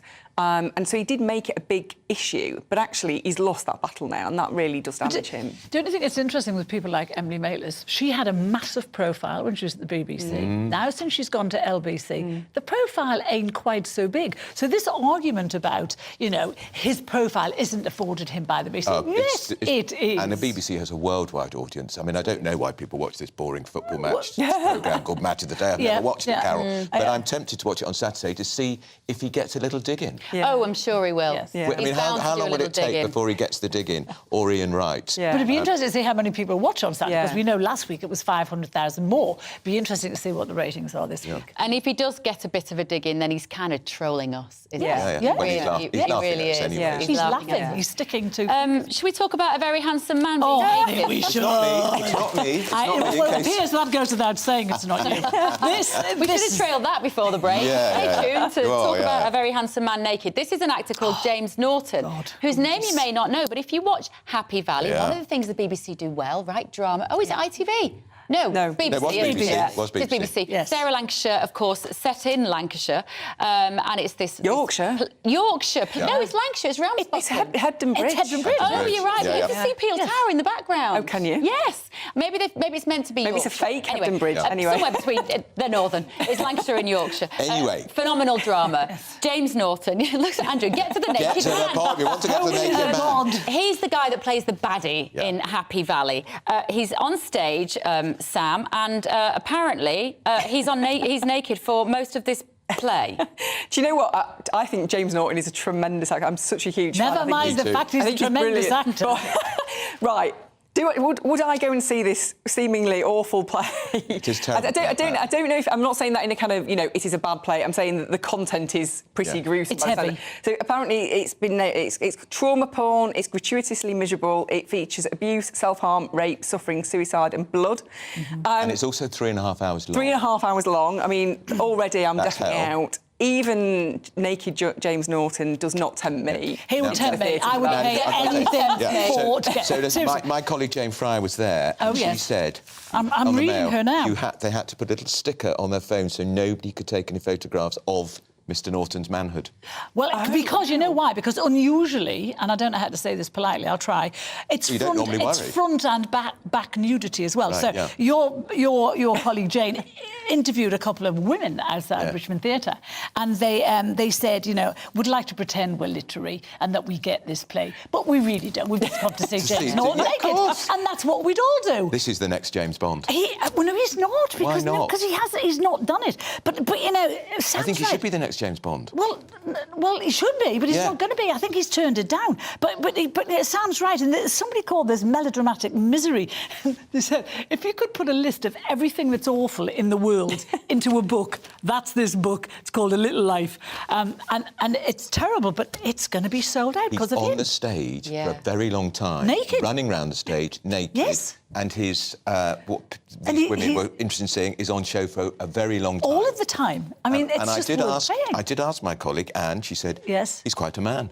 Well, really? Well, that's what everybody wants to know. But the thing is, he wouldn't do it if he wasn't, would he? I thought I put that very diplomatically. You did. So the reason he's doing it, he said there's still a block when it comes to male nudity about the penis and what it looks like. Well, you said it. And all of these things which we are as a culture still... We're scared of the penis. Yes. I'm blushing here. I'm so glad she said that, because now we can talk about it. But not as bad as the joke you told in the last section. Both. That's going to be in Stockholm. But I think if he'd had a little penis, he might not have done it. Well, let me tell you, I saw Equus starring Daniel, the guy from Harry Potter. Oh, Radcliffe. Yes. And he was naked. I'm afraid I wouldn't have been naked if I was Daniel Radcliffe. You see, now we have now descended. Everyone gets your drift, Piers. Everyone out there gets your drift. So anyway, it's a fitting note on which to end a crazy week. I'm sorry, it was in Theatre, by the way. Oh, it's around the corner from me. Just around the corner from Bev, who I suspect is going to go, but she won't let on. I will. I'll let you know, ladies. Don't you worry. We've got to go. Carol Malone, Sam Lifter, you've been brilliant. Thank you, Andrew, again. We've had another fantastic week. It has flown by. Coming up next is GB News Live with Mark Longhurst. Hello again, it's Aidan McGivern here from the Met Office. A grey, damp and breezy day today for many of us, but it is much milder for the vast majority compared with recent days. We've got a number of weather fronts moving through. We've already seen a warm front move through. That's brought the milder air from the southwest with it. Tightly packed isobars, gusty winds and a cold front pushing in from the afternoon with some spells of rain on it, initially affecting northern and western England, parts of Wales, as well as much as Scotland. A damp afternoon to come here with gusty winds as well. Some brighter skies ahead of that front for East Anglia and the southeast, and brighter skies as it clears Northern Ireland, although as temperatures rise to 15 or even 16 Celsius here, we could see some sharp showers or even a few rumbles of thunder into the afternoon and evening. And those showers will spread into central and southern Scotland during the evening as well, so some hefty downpours. But across central and southern parts of England, we've got spells of rain as the cold front slows down. The rain easing for a time during the early hours, but a lot of cloud about, and with the cloud and that air coming from the south and southwest, it is going to be a mild night away from the far north. Low single figures for Shetland, but otherwise for the vast majority, mid to high single figures. Rainfall returns across southern and southeast England as we begin Friday, an area of rain clearing slowly through the morning. Elsewhere, a lot of showers occurring, some heavy downpours with hail possible across central and southern parts of England, but in between, some sunny spells and